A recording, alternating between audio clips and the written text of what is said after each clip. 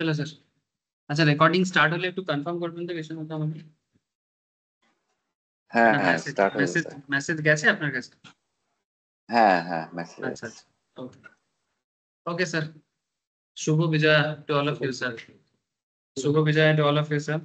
अच्छा चलो, good morning again to all of you. तो बहुत दिन क्लास नहीं हुआ एक्चुअली, तो धीरे धीरे स्टार्ट करते हैं। थोड़ा सा फ्लो पाने में टाइम लगेगा, but आ जाएगा, एक दो दिन में हो जाएगा सर, है ना। एक्चुअली फ्लो एक्चुअली आप लोगों का शायद है, बट मेरा तो एक हफ्ता से इतना ज्यादा छुट्टी हो गया ना, मैंने कुछ ज्यादा आराम हो गया, माथा भी आराम में चला गया। सही, ठीक है। अब धीरे धीरे लौटना है अपन लोगों का डेली काम में। इवन ऐसा हुआ है कि लास्ट एक हफ्ता में मार्केट देखने का भी मन नहीं किया सीरियसली। ठीक है, कि मार्केट में क्या चल रहा है, क्या हो रहा है, वो होने दो यार, पैसा नहीं चाहिए। Last one week seriously I think आप लोगों का भी ऐसा ही हुआ होगा जो लोग मार्केट ट्रैक कर। मेरा भी हालत ऐसा ही था, कभी कभी होना भी चाहिए। ठीक है, पैसा छोड़ने से पता चलता है जरूरत कितना है। और एक खबर और कुछ एक दो हफ्ता अगर तुम छोड़ दोगे तो क्या ही चला जाएगा, अच्छा ही तो है। अरे चलो स्टार्ट करते हैं। मैं थोड़ा सा ना रिकॉल करूंगा, रिकॉल इन द सेंस कि पूजा स्टार्ट होने से पहले हम लोगों ने क्या डिस्कशंस किया था, मार्केट के बारे में क्या एनालिसिस दिया था। ये कंटिन्यूशन चल रहा है थोड़ा सा। आज टेक्निकल का क्लास है, और टेक्निकल में एक्चुअली हम लोग रिसेंटली थोड़ा कैंडल स्टिक्स को कवर किए हैं और इंडिकेटर स्टार्ट करने वाले हैं। ठीक है, तो आज मैं इंडिकेटर स्टार्ट करूंगा एकदम फ्रेशली, और आप लोगों को अलग अलग इंडिकेटर्स के बारे में बात करूंगा। जिनका कैंडल्स का नॉलेज थोड़ा कमती है, प्लीज एक बार कैंडल का क्लास रिवाइज करो, क्योंकि मैं फिर से कैंडल पढ़ाऊंगा।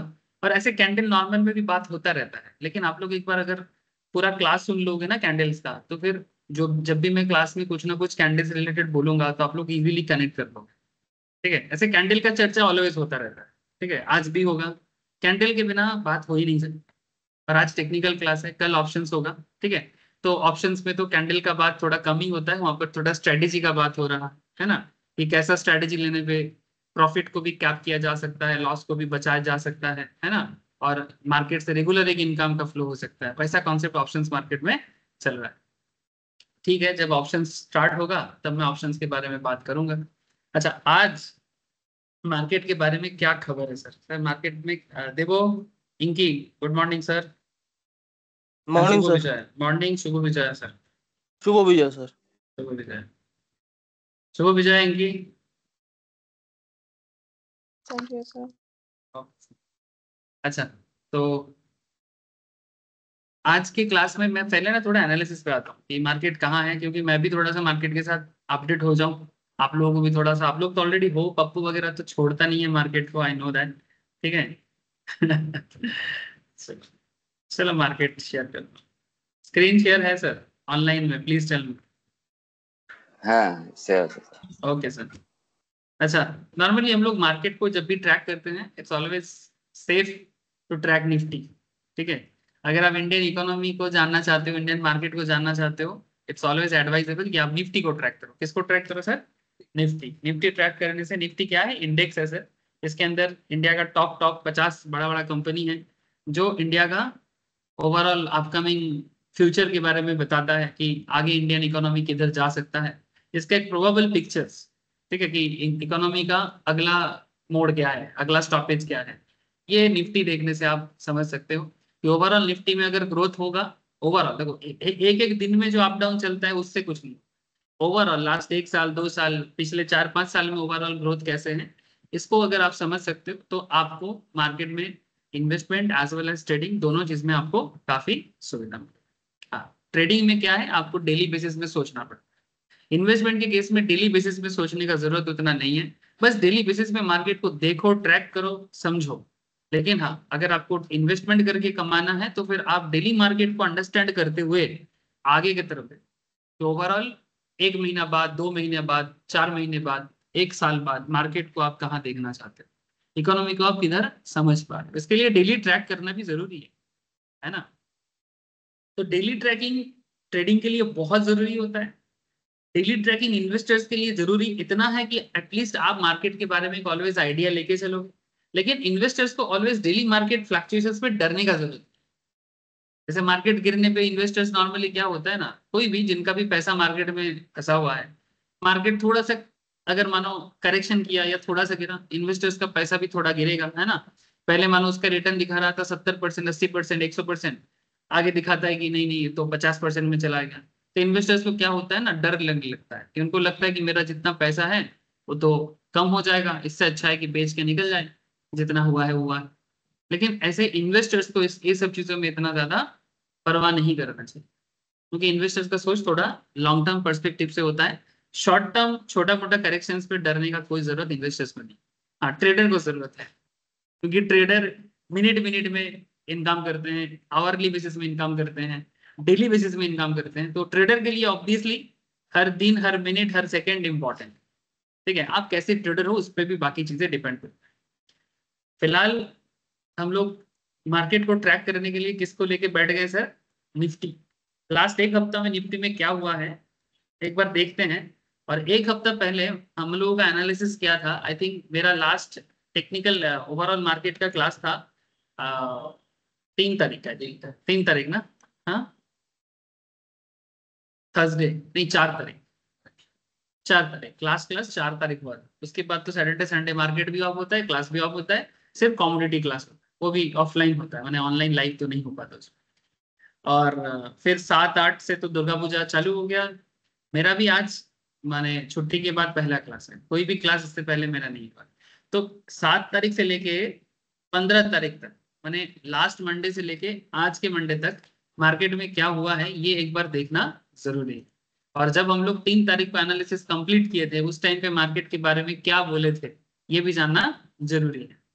तो जितना मैं देख पा रहा हूँ सर, ये आवरली चार्ट है, और आवरली चार्ट में अगर हम देखें इस 7 तारीख से, आई थिंक ये 3 तारीख लास्ट, जब हम लोग क्लास लास्ट एनालिसिस दिए थे, मार्केट में एक गैप डाउन स्टार्ट हुआ था, इसको हम लोग गैप डाउन बोलते हैं, मैंने मार्केट नेगेटिव चला जा रहा था, काफी ज्यादा नेगेटिविटी मार्केट में छाया हुआ था। एक सेकंड, मैं थोड़ा सा पेन ले लेता हूँ।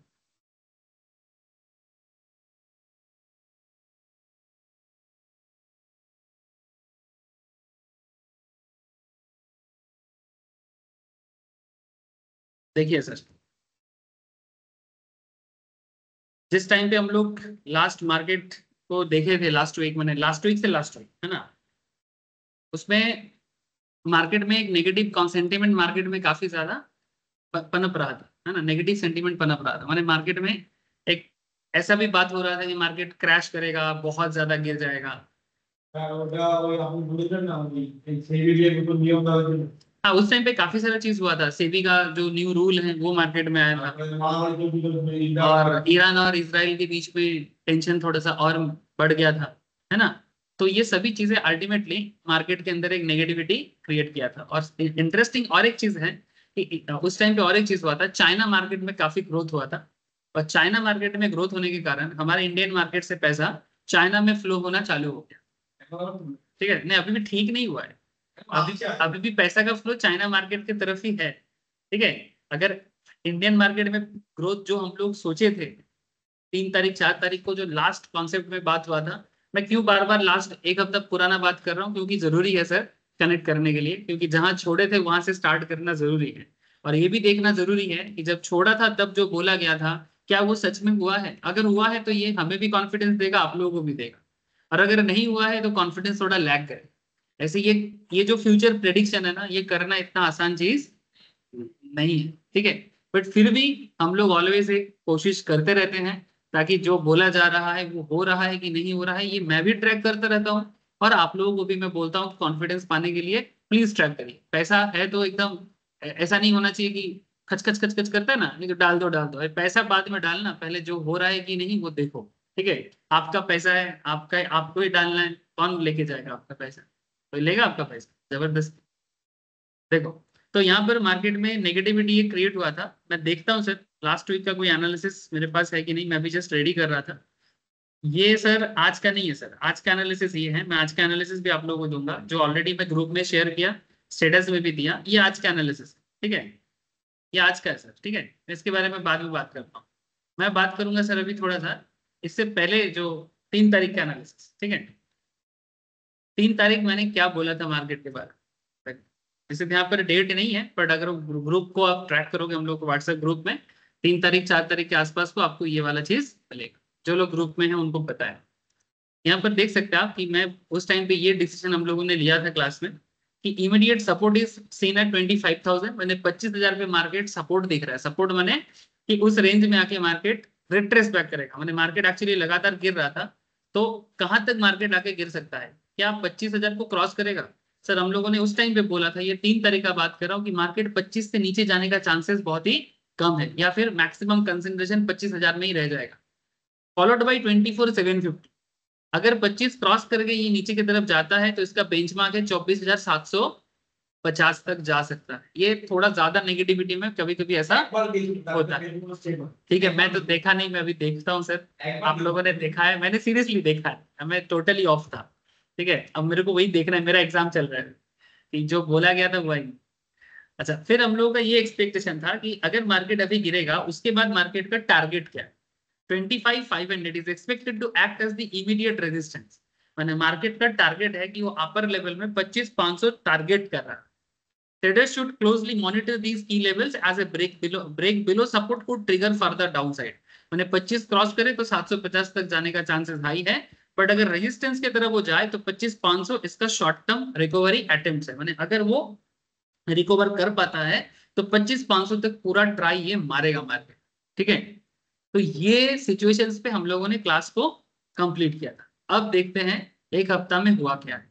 मैं टोटली ऑफ था, पर देखते हैं सर ऐसे मेरे कंट्रोल में कौन सा कुछ है। कंट्रोल तो मार्केट के हाथ में है, बस देखना ही है कि क्या सिचुएशंस हुआ था कि नहीं हुआ था। देख तो पा रहा हूँ सर, हुआ था लग रहा है मुझे, वेरी एक्साइटेड सिचुएशन। देखो हाँ ठीक है, मैं देख रहा हूँ सर, जब मार्केट हम लोग ये बात कर रहे थे तब मार्केट कहाँ था, ऑलमोस्ट 25,400 के आसपास। 25,400 से मार्केट देखो 4 तारीख, ये देखो 4 तारीख, ठीक है, 4 तारीख से जो मार्केट में और डाउनफॉल चालू हुआ, सीधा आके यहाँ तक आया, और ये कहाँ है 700, 24,700,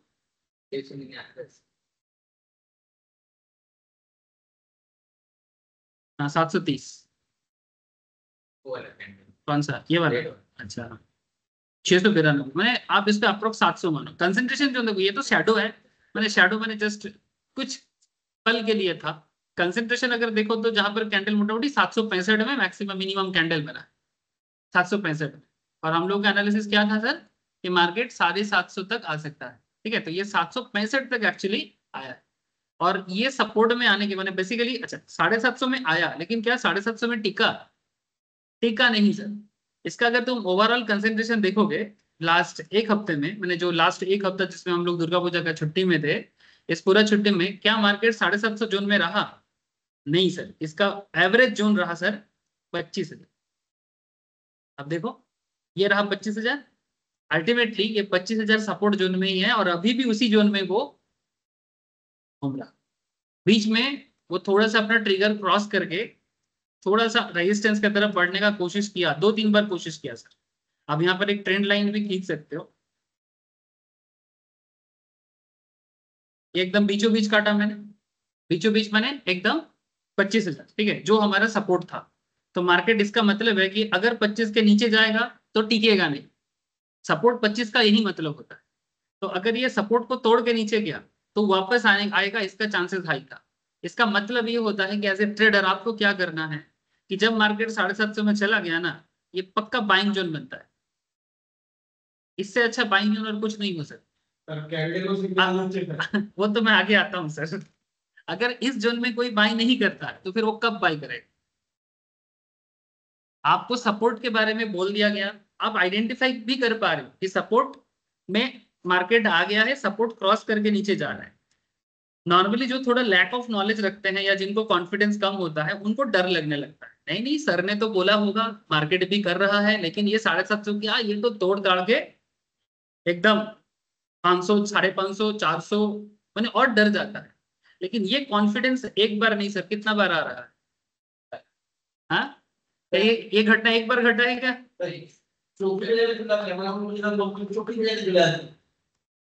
देखो वो तो देखो, मार्केट कभी भी कहीं पर भी जा सकता है, मार्केट 24 में भी जा सकता है, 23 में भी जा सकता है, 26 में भी हम लोग देखा है मार्केट को, है ना। पॉइंट वो नहीं है, पॉइंट ये है कि डेली बेसिस में वीकली बेसिस में आप मार्केट को कैसे समझ पा रहे हैं। अब मानो कि अब आज मैं बोल रहा हूँ कि मार्केट 26,000 27,000 जाएगा, अब मानो 3 महीने बाद मार्केट 27,000 में चला गया, तो क्या मैं बोलूंगा कि देखो देखो चला गया 27,000? भाई उस 27 में जाने से पहले और क्या क्या घटा वो भी तो जरूरी बात है। वो तो इंडियन मार्केट बुलिश है, तुम अगर ऐसा देखते रहोगे निफ्टी एक दिन 50 में भी पहुंचेगा, निफ्टी एक दिन 50 में पहुंचेगा।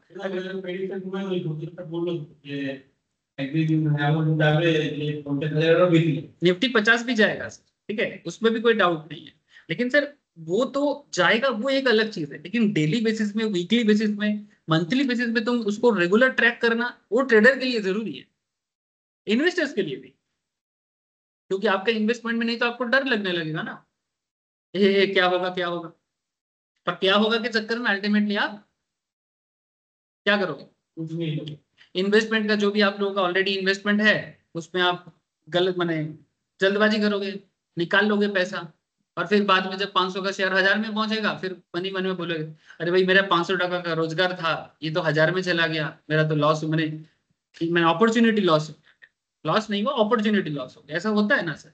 वही चीज धीरे धीरे आपको आइडिया और लगने लगेगा।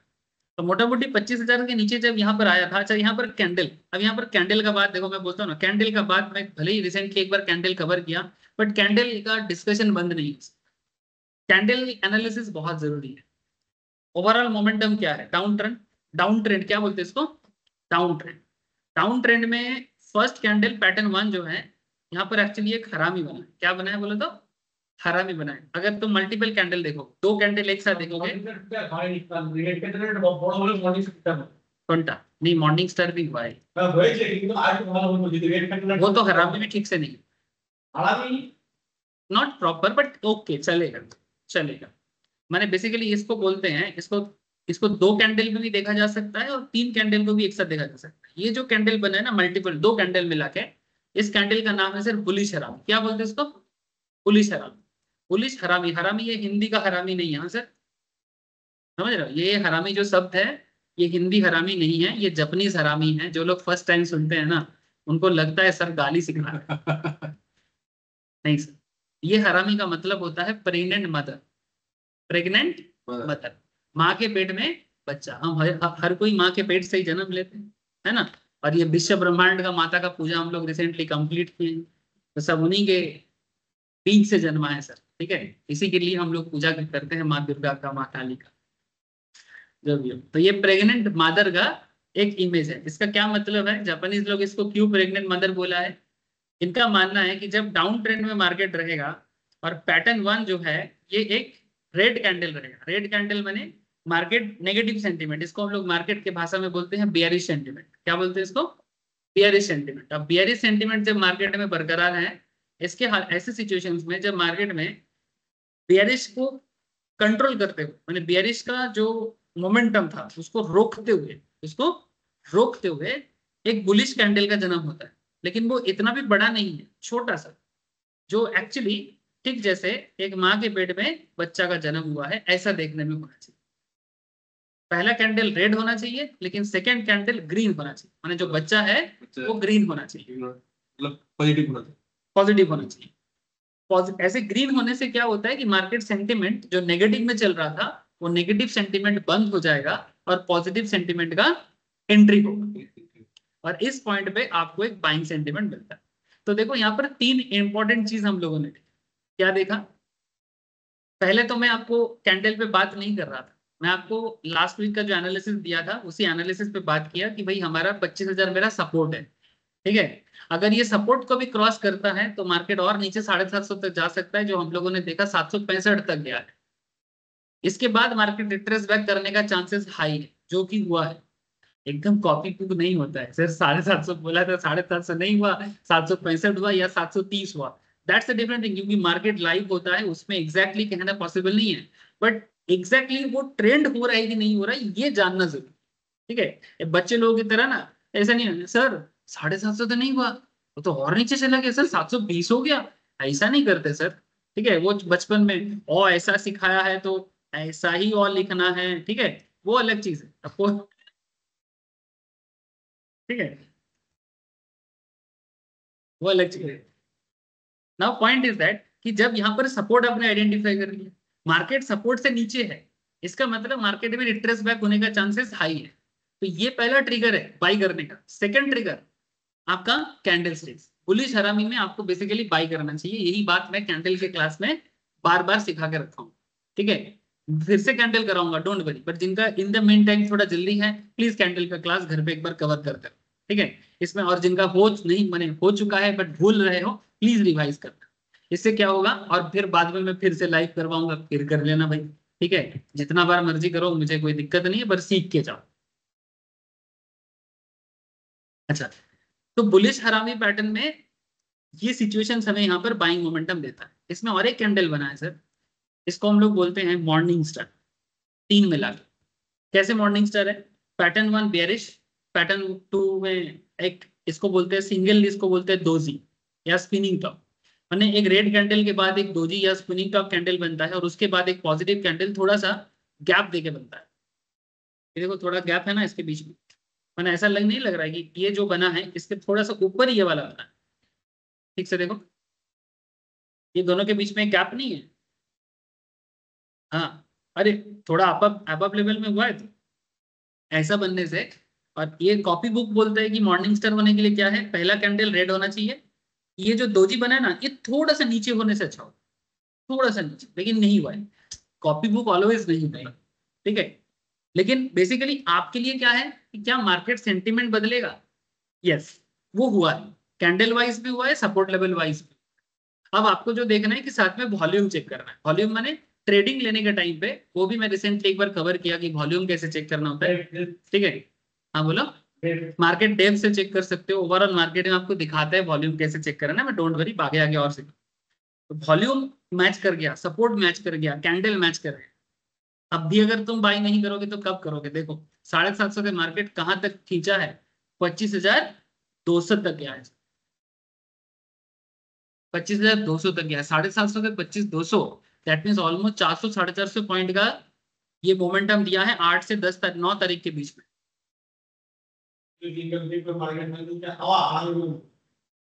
पहले तो ये अपॉर्चुनिटी को देखो सर, ये अपॉर्चुनिटी बहुत अच्छा अपॉर्चुनिटी था, और ये एकदम एज पर एनालिसिस था। जो लोग रेगुलर क्लास करते हैं, माइन्यूटली चीजों को सुनता है, सीखता है, वो ऐसा अपॉर्चुनिटी मिस नहीं करेगा। अब कोई बोलेगा सर ये 450 पॉइंट मार्केट के मूव में मेरा कितना इनकम हो सकता है? बिग क्वेश्चन सर, बहुत पैसा है। अगर मैं तुमको ये, तो इसका तो एक्सपायरी हो चुका होगा शायद, ठीक है, इसका एक्सपायरी हो चुका है। अगर मैं इसका प्रीमियम दिखाता आपको, तो मेरे हिसाब से ये 20 का प्रीमियम होगा, ठीक है, या 30-40 का प्रीमियम होगा, जो कम से कम 150 200 250 में चला गया, गारंटी 10 गुना पैसा हो। मैंने 20 रुपीज लगाने से वो 200 टका तो 100% गया। अब यही अपॉर्चुनिटी आपको लेना है। अगर ये एनालिसिस हम लोग रेगुलर क्लास में इतना सारा बात करते हैं, अगर आप इतना मुद्दा उठा लेते हो ना सर, बहुत होता है। सीखने के लिए मैं तो हजारों चीज सिखाऊंगा, सीखने के लिए मुझे सिलेबस में हिसाब है तो बताना पड़ता है। लेकिन कोई बंदा अगर 2-3 चीज में भी एक्सपर्ट बन जाता है ना, उसके लिए भी अपॉर्चुनिटी इनफ होता है मार्केट में रेगुलरिटी मेंटेन कर। डोंट, तुमको थोड़ा भी ऐसा अटपटा सा लगेगा, धीरे धीरे ग्रिप हो जाएगा सर। क्योंकि मैं मार्केट का बात करूंगा ना, इतना सारा बात करूंगा कि जो लोग पहला पहला सुनेगा उनको ऐसा लगेगा क्या सही सही है ना, उनको ऐसा लगेगा कि बाप रे कितना सारा चीज। लेकिन बिलीव में, तुम यही चीज रोज रोज सुनते जाओगे, फिर कान में आदत हो जाएगा, और आंख में भी आदत हो जाएगा। दोनों चीज में होता है ना, कान और आंख दोनों में आदत हो जाता है। लेकिन शुरू शुरू में, क्योंकि इसका कोई प्रॉपर सिलेबस नहीं, यहाँ पर मैं कितना सारा देखो ना, अमेरिका का बात कर लूंगा, जापान का बात कर लूंगा, इकोनॉमी इंटरनेशनल बात कर लूंगा, साथ में टेक्निकल चार्ट पैटर्न सब बात कर लूंगा। अब इंसान बोलेगा इतना सारा बात कैसे सीखना, ये समय लगता है, बट इट्स रियल पॉसिबल। अच्छा, अभी जो करंट पॉइंट है सर, मैं पहले भी बोला था 3-4 तारीख को, किसका टारगेट क्या है, 25,500। बीच में एक बार कोशिश किया था, कहां तक कोशिश गया था सर, 25,200 तक जाके फेलियर हो गया था, 25,200 तक जाके फेलियर हो गया था। उसके बाद देखो ये वापस साइडवेज हो गया, 25,200 के बाद ये 25,000 जोन में साइडवेज हो गया। साइडवेज माने ना तो पॉजिटिव ट्रेंड में था और ना ही नेगेटिव ट्रेंड में है। लास्ट 9 तारीख से 15 तारीख तक लास्ट 1 वीक ये टोटली साइडवेज है, ना तो वहां से कोई पॉजिटिव मोमेंटम ट्रिगर किया है, ना तो कोई प्रॉपर नेगेटिव मोमेंटम ट्रिगर किया है। इसका मतलब या तो वो गिरने के लिए वेट कर रहा है, या तो वो बढ़ने के लिए वेट कर रहा है। जब बहुत दिनों से, 1 हफ्ता 2 हफ्ता से मार्केट ऐसे साइडवेज चले ना, तो आगे कुछ तो होने वाला, या तो पॉजिटिव साइड या तो नेगेटिव साइड, कुछ तो होने वाला है सर। ये कुछ तो होने वाले के लिए कुछ कैंडल भी हमें सजेशन करता है। जब तुम देखोगे कि लगातार मार्केट में, जैसे देखो यहाँ पर देखो 11 से लेके 14 तारीख तक, ये आवरली चार्ट है सब, 1 2 3 4 5, ये सारा कैंडल क्या है, दोजी, या फिर हम इसे बोलते हैं स्पिनिंग टॉप। ये जो दो नाम है ना, doji and spinning top candles, जो बहुत ही छोटा होता है साइज में, और ये जब भी बनता है ये मार्केट को किसी तरफ लेके नहीं जाता, ना तो आप लेके जाता है ना तो डाउन लेके आता, लेकिन ये मार्केट में एक इनडिसीजन क्रिएट करता है। क्या क्रिएट करता है? इनडिसीजन, माने डिसीजन नहीं ले पाते हैं कि मार्केट को लेके पॉजिटिवली जाएंगे कि नेगेटिवली जाएंगे, कुछ भी नहीं कर पाते, माने वो साइडवेज रह जाता है। इसका मतलब है कि वो डाउटफुल है। मार्केट ऑलवेज किसी तरफ जाना चाहता है, मार्केट का एक हमेशा इच्छा होता है कि मैं कहीं जाऊं, लेकिन कहीं पर भी जाने के लिए उसको एक ट्रिगर चाहिए, या तो पॉजिटिव ट्रिगर या तो नेगेटिव ट्रिगर। जब तक उसे नेगेटिव या पॉजिटिव ट्रिगर नहीं मिलता है, वो एक ही जगह में घूमता रहता है। इसमें बुल और बियर, मार्केट में दो सेंटीमेंट के लोग होते हैं। कुछ लोग होते हैं जो मार्केट में बुलिश सेंटीमेंट रखते हैं, और कुछ लोग होते हैं जो मार्केट में बियरिश सेंटीमेंट रखते हैं। तो बुलिश एंड बियरिश, ये दोनों सेंटीमेंट एक साथ लड़ाई करता है। किसी को लगता है हाँ, और किसी लोगों को लगता है ना। इसमें बहुत सारे लोग हैं, इसमें सिर्फ हम और आप जैसे लोग नहीं है, इसमें बड़े बड़े स्मार्ट पैसा है, इसको हम लोग फॉरेन इन्वेस्टर्स बोलते हैं। Domestic investors like mutual fund companies है, foreign investors like foreign mutual fund companies है। साथ में हम आप जैसे छोटे बड़े सब लोग, छोटे बड़े मैंने छोटा छोटा रिटेल ट्रेडर, जो लोग 1000 2000 में खेलता है, बड़े बड़े लाख करोड़ों में खेलने वाले ट्रेडर, हर कोई मिलके सोचते हैं। जब दोनों साइड से 50-50 सोच होता है, तब कैंडलस्टिक्स ऐसे देखने में, समझ रहे हो? दोनों साइड मैंने bull side and bear side. एक कुछ लोग सोच रहे हैं बढ़ेगा, कुछ लोग सोच रहे हैं गिरेगा। अल्टीमेटली दो तरफ से खींचो ना, कोई एक चीज को लेके तुम्हारा भी बराबर शक्ति है, मेरा भी मानो बराबर शक्ति है। अगर दोनों का ताकत ऑलमोस्ट इक्वल है, किसी चीज को तुम भी खींचोगे मैं भी खींचूंगा, वो जो पर्टिकुलर चीज है उसी जगह में रहेगा ना, ये उसी जगह में रहेगा। ऐसा घटना यहाँ पर भी घटा है, ऐसा घटना यहाँ पर भी घटा है, 3 बार 4 बार ऐसा घटना घटा। और बीच बीच में जब थोड़ा सा पेशेंसलेस हो जाता है, कुछ लोग सेल कर रहा है, कुछ लोग बाई कर रहा है, तो मार्केट में कभी थोड़ा हल्का मोमेंटम, कभी मार्केट में हल्का बेयरिश। जैसे कि आज का ये वाला, अभी कुछ 1 घंटा पहले। हाँ भाई, बेसिकली जब बहुत देर से कुछ मौका नहीं मिल रहा है ना, तो कुछ लोग, जो लोग पहले से पोजीशंस लेके बैठे हैं, उनको लगता है कि भाई और कुछ आगे कुछ ज्यादा होने वाला नहीं है, तो फिर यहाँ से हम लोग पोजीशंस को क्लोज करते हैं, तो ये बेहतर। तो पोजीशन क्लोज करके मार्केट में एक न्यू सिचुएशंस मैंने वो फिर न्यू अपॉर्चुनिटी के लिए वेट करेगा, या तो हल्का प्रॉफिट में है या तो हल्का लॉस में है, वो जा रहा है। लेकिन हम लोग इसमें थोड़ा सा क्या हो जाते हैं ना, डर जाते हैं कि क्या होगा अगर मार्केट और ज्यादा परफॉर्म नहीं किया। लेकिन ये सिचुएशंस तो बनेगा, लेकिन आगे का सोच क्या है सर? आगे का सोच यही है, आज का एनालिसिस प्लीज देख लो थोड़ा। सर मार्केट का मूड क्या बता रहा है? मैंने जितना सुबह एनालिसिस करके मुझे मिला, मैं थोड़ा जल्दी उठ गया, ताकि इतना दिन से क्लास नहीं किया, मुझे भी बहुत सारा आइडिया का इशू हो रहा था कि मैंने 1 हफ्ता मार्केट ट्रैक नहीं किया। लेकिन मैं थोड़ा सा ट्रैक किया, वो बस कैंडल चेक किया, मैंने देखा कि जो बोला था वही हुआ है, ज्यादा मेहनत नहीं लगेगा मुझे, ठीक है। तो market have gradually picked up with Nifty sustaining above 25,000। एक चीज मैंने ऑब्जर्व किया, जो आपको मैं भी दिखा रहा हूँ, कि मार्केट यहाँ पर गिरने के बाद मार्केट ग्रेजुअल पिक हुआ है, मैंने ग्रेजुअली मैंने धीरे धीरे वो गिरने के बाद उठा है, और उठने के बाद वो 25,000 के जोन में सस्टेन किया है, ठीक है। वही बात मैंने सुबह के एनालिसिस में लिखा है सर, कि market have gradually picked up with Nifty sustaining above 25,000 mark. We expect this up move to continue in the market with stock specific action.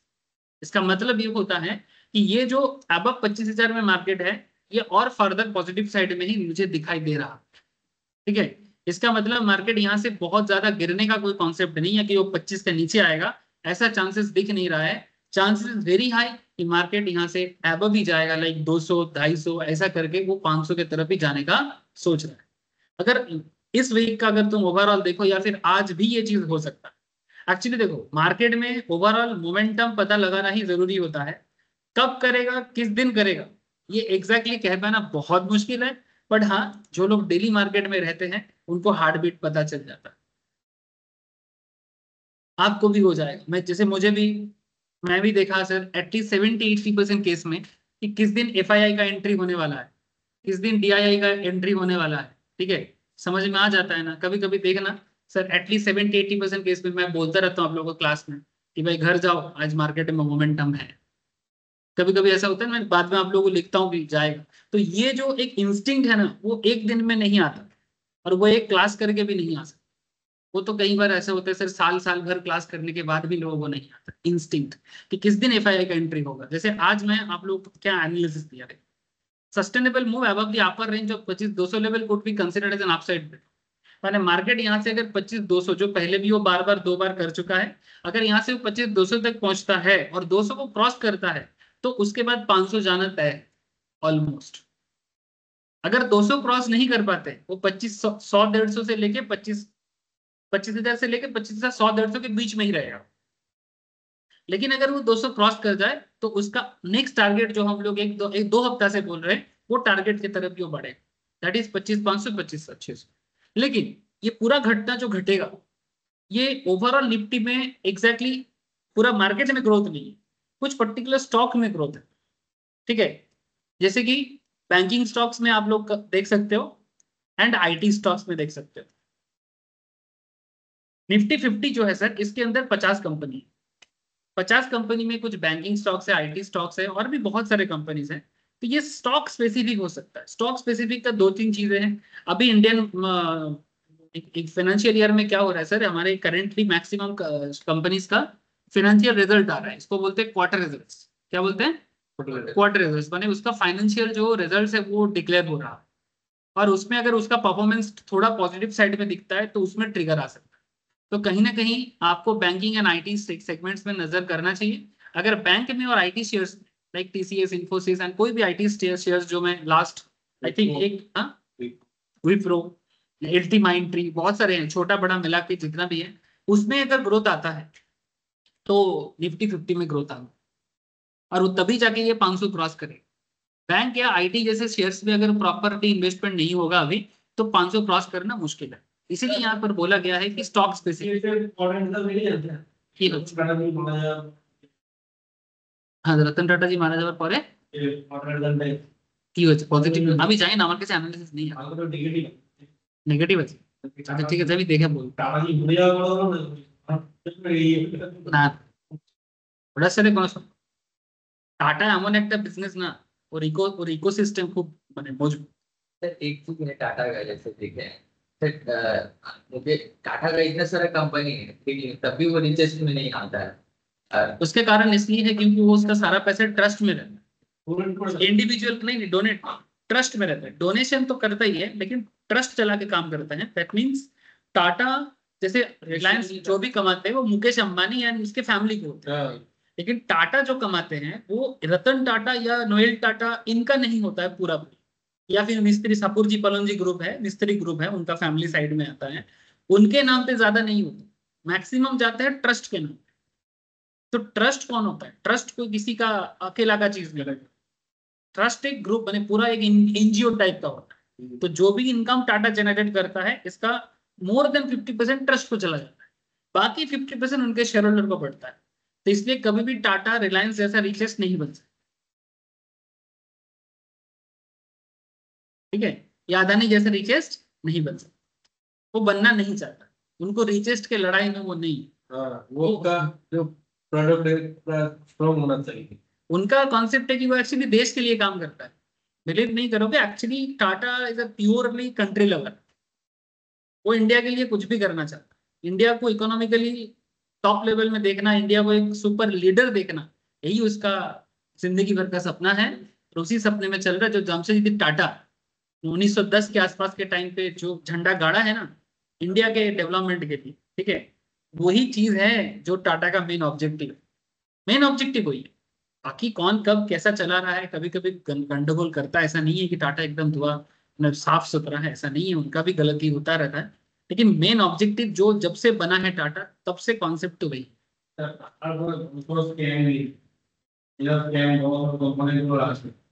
क्योंकि उनका, मैं बोला ना, वो प्रॉफिट मोटिव के लिए कम चलता है, प्रॉफिट करना, बिना प्रॉफिट का कोई बिजनेस नहीं चल सकता।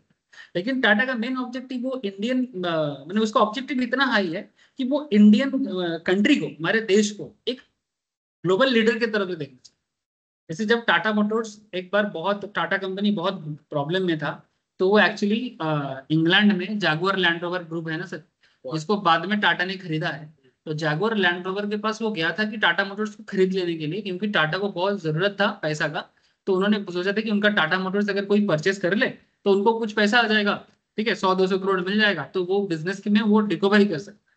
तो जैगुआर लैंड रोवर ने बोला टाटा को कि आपके ये टाटा मोटर्स में क्या है, आपका ना तो टेक्नोलॉजी है और ना ही आपका बिजनेस पावर है, ठीक है, टाटा मोटर्स का कोई वैल्यू नहीं है, हम इसे क्यों खरीदे। और मोटा मोटी बात ऐसा कहने का था कि आगे इंडियन भिखारी पैसा मांगे, ठीक है, कॉन्सेप्ट इज लाइक दैट, ये जैगुआर लैंड रोवर का ये कॉन्सेप्ट। और इतिहास का खेल देखो कि वही जैगुआर लैंड रोवर एक दिन टाटा के पास खुद आया चल के कि भाई हमें खरीदो, ताकि हम अपना बैंकरप्सी से बच सके।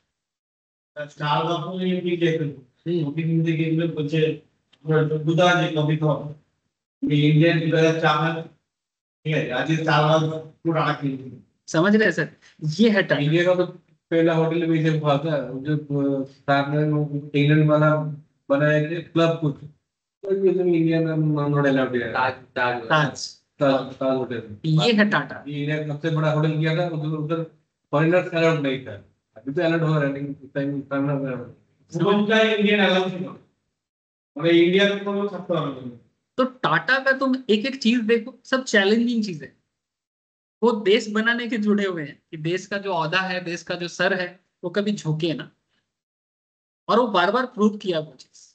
इसलिए टाटा ऑलवेज बोला कि I am an industrial, not a business. Businessman तो मुकेश अंबानी ऑब्वियसली, ठीक है, अदानी है, उनके पास दिमाग है बिजनेस का, टाटा का दिमाग नहीं है बिजनेस। वो सिर्फ कुछ चीजें वो चाहता है कि हमारा जो प्रोडक्ट है 100% प्योरिटी के साथ रहे, ठीक है। और इंडिया का जो रानी वो का जो जरूरत इंडिया का एक ही आदमी ही उठा रतन रतन टाटा। चलो, ये देखो पप्पू, तुम बोल रहे थे ना, देखो सर मार्केट गिर रहा है, मैं क्या बोला, या मार्केट गिरने पे डरो मत, दे लिया ना वापस। 25 का सपोर्ट बना के ही चल रहा है, इसको मिनट में कन्वर्ट करो, आपको दिख जाएगा। देखो 25 का सपोर्ट अभी भी बना हुआ है। अगेन देखो, अभी बात करते करते वो, जब भी हम लोग क्लास स्टार्ट करें तो क्या बोला, मार्केट गिर रहा है, गिर रहा है, मैं क्या बोला, इतना भी कुछ नहीं गिरेगा। देखो फिर से 25 में आया, 25,020 में वापस, देखो फिर से एक हरामी बनाया, है ना, फिर से हरामी बनाया, और वापस देखो मार्केट में ग्रोथ। सिर्फ हरामी नहीं, इसमें दो चीज बना, फिर से वही हरामी भी also and morning star also, ठीक है, ये तीनों मिला के मॉर्निंग स्टार। और यहाँ देखो वापस ग्रोथ किया, मैंने वापस 25,020 से मार्केट 25,091 तक, मैंने 70 पॉइंट का मूवमेंट। ये 70 पॉइंट का मूवमेंट हमें कितना इनकम हो सकता है, मन में क्वेश्चन है। चलो देख लेते हैं, मैं 25,100 का एक ऑप्शंस देखता हूँ। 25,100 का कौन सा एक्सपायरी ले, 17 अक्टूबर का ही ले, ठीक है। अब इसी को चेक करो, ये कॉल ऑप्शंस है। कॉल ऑप्शंस माने, आप ज्यादा अभी ऑप्शन से दिमाग मत लगाओ, अब इतना समझो कि अगर मार्केट पॉजिटिव रहेगा मैं कॉल ऑप्शंस बाय कर, सिंपल बात है। तो ये जब मार्केट अभी चल रहा था, आपसे ही बात कर रहा था और मैं बोला कि ज्यादा तो नहीं आएगा, 25 में सपोर्ट है, 25 नीचे जाएगा तो चिंता है, बट क्या बोला कि 25,100 150 के बीच में अभी घूमेगा, और टारगेट क्या है, 200 क्रॉस करने का, और 200 क्रॉस करके 500 तक जाने का। तो आप जस्ट चेक करो, यहाँ पर मैं मिनट चार्ट में देखा, और आप मिनट चार्ट में देखो कि जब मार्केट 25,020 से 25,020 से जब मार्केट 25,093 तक गया, अप्रोक्स 70 पॉइंट्स का गैप दिया, आपने कितना कमाया। सेम कैंडल चार्ट से यहाँ पर आपका प्रीमियम चल रहा था 75, और आपका प्रीमियम अभी चल रहा है 97। तो 75 to 97 कितना गैप होता है सर, बोलो। 23। एक लॉट में 25 टोटल यूनिट होता है निफ्टी में। 25 इंटू 23 प्लीज करो सर। 25 इंटू 23 कितना होता है? 500। पागल हो गया। 577 25 इंटू 23 575। ये विद इन 10 मिनट्स ये घटना घटा है। इसके लिए आपका इन्वेस्टमेंट हार्डली कितना होगा? 2,500। डोंट वरी, ऐसा होता रहता है मार्केट में। ये सब चीजें रेगुलर बातें हैं। बस आपका जो मार्केट के प्रति नॉलेज और इंस्टिंक्ट और कॉन्फिडेंस सही होना चाहिए। ये शॉर्ट टर्म है, मार्केट ऊपर ही जाएगा। ये शॉर्ट टर्म है, ये बस थोड़ा बहुत जो लोग प्रॉफिट किया है यहाँ तक, अब वो लोग सोच रहे कि हम थोड़ा सा अभी प्रॉफिट बुक करके निकले क्योंकि बहुत कमा लिए। 2,500 देके 575 बहुत सर, बहुत। इवनिंग स्टार माने ये तीनों मिला के इवनिंग स्टार। ये आप ट्रेंड में होना पड़ता है। यही कैंडल में वो लोग पड़ा है, इसलिए वो लोग चिल्ला रहे थे। ठीक है ठीक है। तो ये शॉर्ट टर्म करेक्शन, ऐसा नहीं कि वापस 25-20 में आएगा। अगर आएगा भी तो हार्डली 25-70-80 में आएगा। वहां से शॉर्ट टर्म करेक्शन देके अल्टीमेटली ओवरऑल ट्रेंड आप में ही है। और ये 25-200 का टारगेट में चल रहा है। तुम देखते रहो, क्लास खत्म होने के बाद तुम लोग जब घर जाओगे, घर जाते जाते 25-200 में मार्केट एक बार जरूर जाएगा। अगर 200 क्रॉस करके सस्टेन कर गया तो 500 का टारगेट फुलफिल करने के लिए आगे बढ़ेगा। लेकिन अगर सस्टेन नहीं कर पाया तो इसी जोन में घुमा फिरा करेगा। ठीक है, चलो देखते हो रहा कि नहीं। होगा सर, 100% होगा। चलो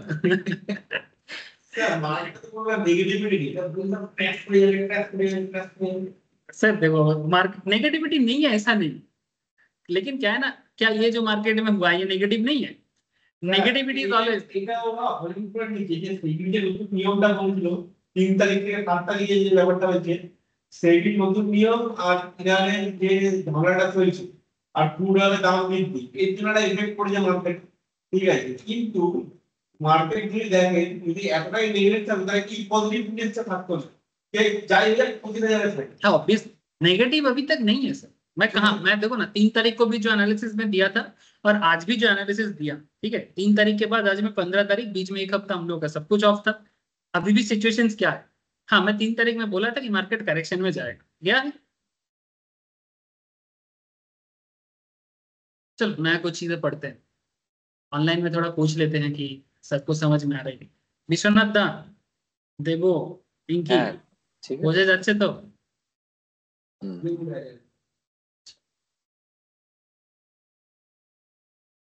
देखते रहो सर। हाँ, ये गिरने वाला नहीं है, मैं बोला था गिरने वाला नहीं है। ये थोड़ा करेक्शन करेगा, ओवरऑल ट्रेंड अभी ऊपर ही जाएगा।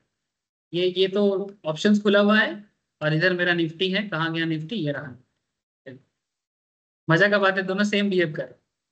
यहाँ का कैंडल भी देखो और यहाँ का कैंडल भी देखो, सेम बिहेव कर रहा है। चलो ठीक है, मार्केट में ऐसा रोज का एनालिसिस चलता रहता है। सुन सुन के कान पकेगा, कुछ नया चीज सीखने का कोशिश करते।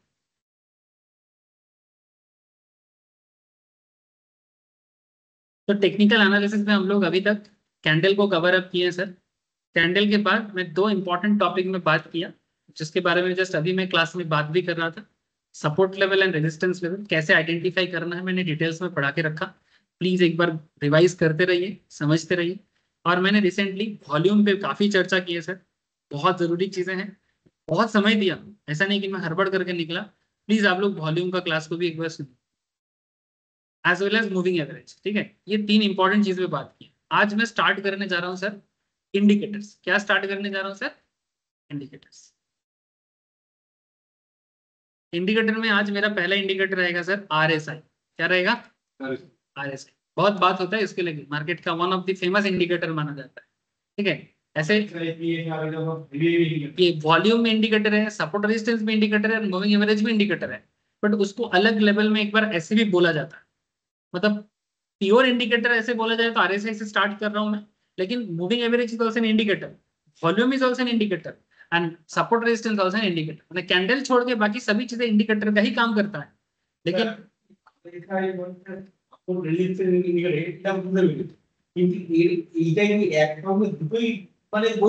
हाँ सब বোঝা आज ठीक বোঝাই तो आगे आगे आरएसआई का फुल फॉर्म होता है सर रिलेटिव स्ट्रेंथ इंडेक्स या फिर रिलेटिव स्ट्रेंथ इंडिकेटर, ठीक है, रिलेटिव स्ट्रेंथ इंडेक्स या रिलेटिव स्ट्रेंथ इंडिकेटर्स, ठीक है।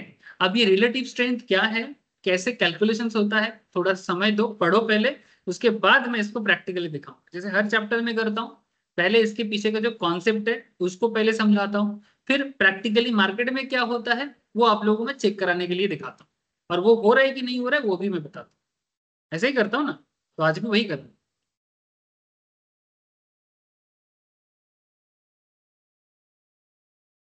अच्छा मुझे एक चीज याद आया, मैं क्लास छुट्टी से पहले एक स्टॉक के बारे में बोला था, और मैं ये भी बोला था कि उसका मुझे काफी ये दिख रहा है सर, स्ट्रेंथ दिख रहा है पप्पू, HDFC। HDFC के बारे में मैं क्लास छुट्टी गिरने से पहले मैंने HDFC के बारे में बोला था कि HDFC थोड़ा गिरेगा, थोड़ा करेक्शन में जाएगा, गिरने दो, लेकिन इसके बाद ये उठेगा फिर से, क्योंकि उसका क्वार्टर रिजल्ट अच्छा हुआ है। आप देखो सर, ये देखो मैं ये बात कर रहा हूँ सर 4 तारीख में, ठीक है, ये देखो 4 तारीख में ये घटना घटने के बाद 8 तारीख में फिर से हरामी हरामी पीछा नहीं छोड़ रहा है। चाहे तुम निफ्टी देख लो या HDFC बैंक देख लो, 1620 में था ये शेयर,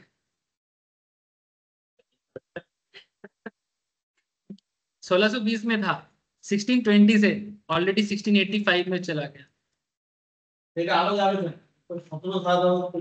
सर 1800 टारगेट है इसका, लेकिन अगर ये देखो सर HDFC बैंक का निफ्टी में बहुत अच्छा खासा वेटेज है, मैंने HDFC बैंक बढ़ता है तो निफ्टी भी बढ़ता है, या फिर ऐसे बोलो कि निफ्टी बढ़ता है तो HDFC बैंक का एक इंपॉर्टेंट वेटेज रहता है। तो ये जो ओवरऑल 1620 से कब से हुआ है, लास्ट एक ही हफ्ता में हुआ है। अगर पप्पू को देखो, मैं बार बार बोला कि पप्पू इसको ऑब्जर्व करो, थोड़ा सा अगर करेक्शन हो और आपको एंट्री पॉइंट मिले तो आप एंट्री करना। देखो यहाँ पर एंट्री पॉइंट यहीं पर मिला है, और इससे पहले तुम 3 तारीख 4 तारीख को कोई एंट्री नहीं है ये आवरली चार्ट में। जब थोड़ा लंबा खेलना है ना तो आवरली चार्ट या डे चार्ट में शिफ्ट हो जाना, जब एकदम शॉर्ट टर्म खेलना है तो मिनट चार्ट की, जब थोड़ा सा लॉन्ग टर्म जाना है लाइक 1 महीना 1.5 महीना 2 महीना या फिर 2-3 हफ्ता के लिए होल्ड करना है तो hourly chart is the perfect entry point. तुम अगर आवरली चार्ट देखो यहाँ पर 3 तारीख से कोई एंट्री पॉइंट नहीं था HDFC बैंक में, एंट्री पॉइंट हुआ है 4 तारीख के बाद, मेरे 8 तारीख। इससे पहले ऐसा एक जगह दिखाओ जहां पर तुमको ये बाई करने के बारे में बोल रहे हैं कैंडल वाइज, एक भी कैंडल है जहां पर तुमको बाइंग जोन दिखा रहे सर? एक भी जोन नहीं है। यहाँ पर चेक करो, मुझे बताओ कि जो लोग कैंडल जानते हो प्लीज टेल मी कि यहाँ पर एक भी कैंडल है जो बाई करने का बात कर रहा है? एक कैंडल नहीं, पहला कैंडल यहीं पर बना जो पर बाई करने का बात कर रहा है, और ऑलरेडी ये 1620 से 1685। इवन पप्पू मेरे को बार बार पूछे सर क्या करेगा HDFC बैंक, मैं बार बार उसको बोला था कि HDFC बैंक में तुम लोग वॉच करते रहो, लेकिन अब ऑप्शंस जब तुम खरीदते हो ना, वो पर्टिकुलर डे या टाइम पे क्या मोमेंटम देता है उसके ऊपर, एक्सपायरी कौन सा चूज करते हो, टाइमिंग का खेल है। लेकिन ये पप्पू तुम मेरे को ये नहीं बोल सकते कि सर HDFC बैंक में मैंने जो बोला था वो हुआ नहीं है। एक हफ्ता में हो गया, एक हफ्ता में हो गया। इसका क्वार्टर रिजल्ट अच्छा होने के बाद ना ये एक्चुअली थोड़ा करेक्शन में चला गया। जैसे ही थोड़ा करेक्शन में चला गया, क्यों करेक्शन में जाता है, इसमें 2 चीज होता है। से फॉर एग्जाम्पल HDFC बैंक के बारे में मार्केट में एक खबर था कि इसका रिजल्ट आने वाला है, रिजल्ट आने वाला है। साइकोलॉजी समझना इसमें कि मानो HDFC बैंक का रिजल्ट आने वाला है तो रिजल्ट अच्छा हुआ, आप लोग जो लोग मार्केट में थोड़ा सा जल्दबाजी करते हो वो लोग क्या करता है, अच्छा होने जैसे ही खबर मिला अच्छा रिजल्ट हुआ है तो हर कोई ना उसको बाई करने लगा।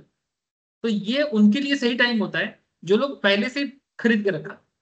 तो जो लोग पहले खरीद के रखा था वो लोग क्या सोचेगा कि भाई कोई आए तो हम छोड़ के निकले,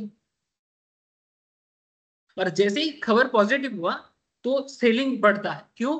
क्योंकि कुछ लोग एंट्री करते हैं ना बाई करने के लिए, और तो जो लोग पहले से होल्ड करके रखा था वो लोग सेल करके अपना प्रॉफिट बुक करके पैसा लेके घर जाएगा, एंजॉय करेगा। और क्योंकि थोड़ा रिजल्ट अच्छा हुआ है तो काफी सारे लोग बाई कर रहे हैं, लेकिन जितना बाई कर रहे हैं उससे ज्यादा सेल कर रहे हैं। क्यों? अच्छा सेल, जब तुम सेलर बनोगे, माने उल्टा साइड में अगर सेलर है, तुम अगर बायर बनोगे, उल्टा साइड में सेलर होना जरूरी है ना, नहीं तो तुम किससे खरीदोगे? तो जैसे ही खबर निकला कि एचडीएफसी बैंक में ऐसा कुछ होने वाला है, माने प्रॉफिट अच्छा हुआ है, तो बहुत सारे लोग बाई करने गए और काफी सारे लोग जो पहले से होल्ड कर रखा था सेल करके निकले।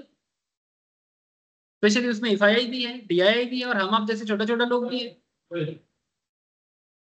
एफआई ज्यादा, एफआई डे ज्यादा करते हैं। हाँ, उनके करने से मोमेंटम दिखता है, छोटा मोटा लोग इतना मोमेंटम क्रिएट नहीं कर पाते। ये भी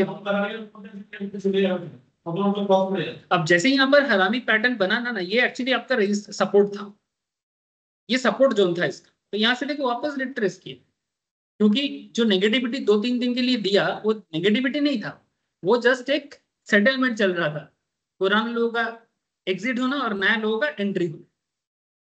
तो एग्जिट और एंट्री में ये जो 3 तारीख के बाद जो गिरा, एक्चुअली 2 तारीख या 3 तारीख को इसका क्वार्टर रिजल्ट आ चुका था, लेकिन मैं तब भी बोला कि इसका रिजल्ट काफी अच्छा है, इसमें ग्रोथ 100% कि पप्पू हाँ या ना। और देखो सर आपके सामने है 1620 से 1650, 65 पॉइंट का ग्रोथ एक शेयर के अंदर, कोई मजाक नहीं है। वो भी विद इन 1 वीक, ज्यादा भी नहीं, दुर्गा पूजा की छुट्टी में ही हो गया, एक हफ्ता, ठीक है। लेकिन this is the perfect point. Sir क्या अभी भी इसमें जगह है जाने का? सर वो चीज भी हम लोग समझते हैं टेक्निकल एनालिसिस वाइज, बट हाँ अगर आप मुझे पूछोगे सर कि अभी भी इसमें एंट्री है, अभी थोड़ा साइडवेज चलेगा। अगर मार्केट 16, यहाँ पर एक चीज है, अगर मार्केट 25,500 जाता है तो ये 1800 जाएगा ऑलमोस्ट। अगर मार्केट 25,200 जाता है तो ये 1720-30 तक जाएगा।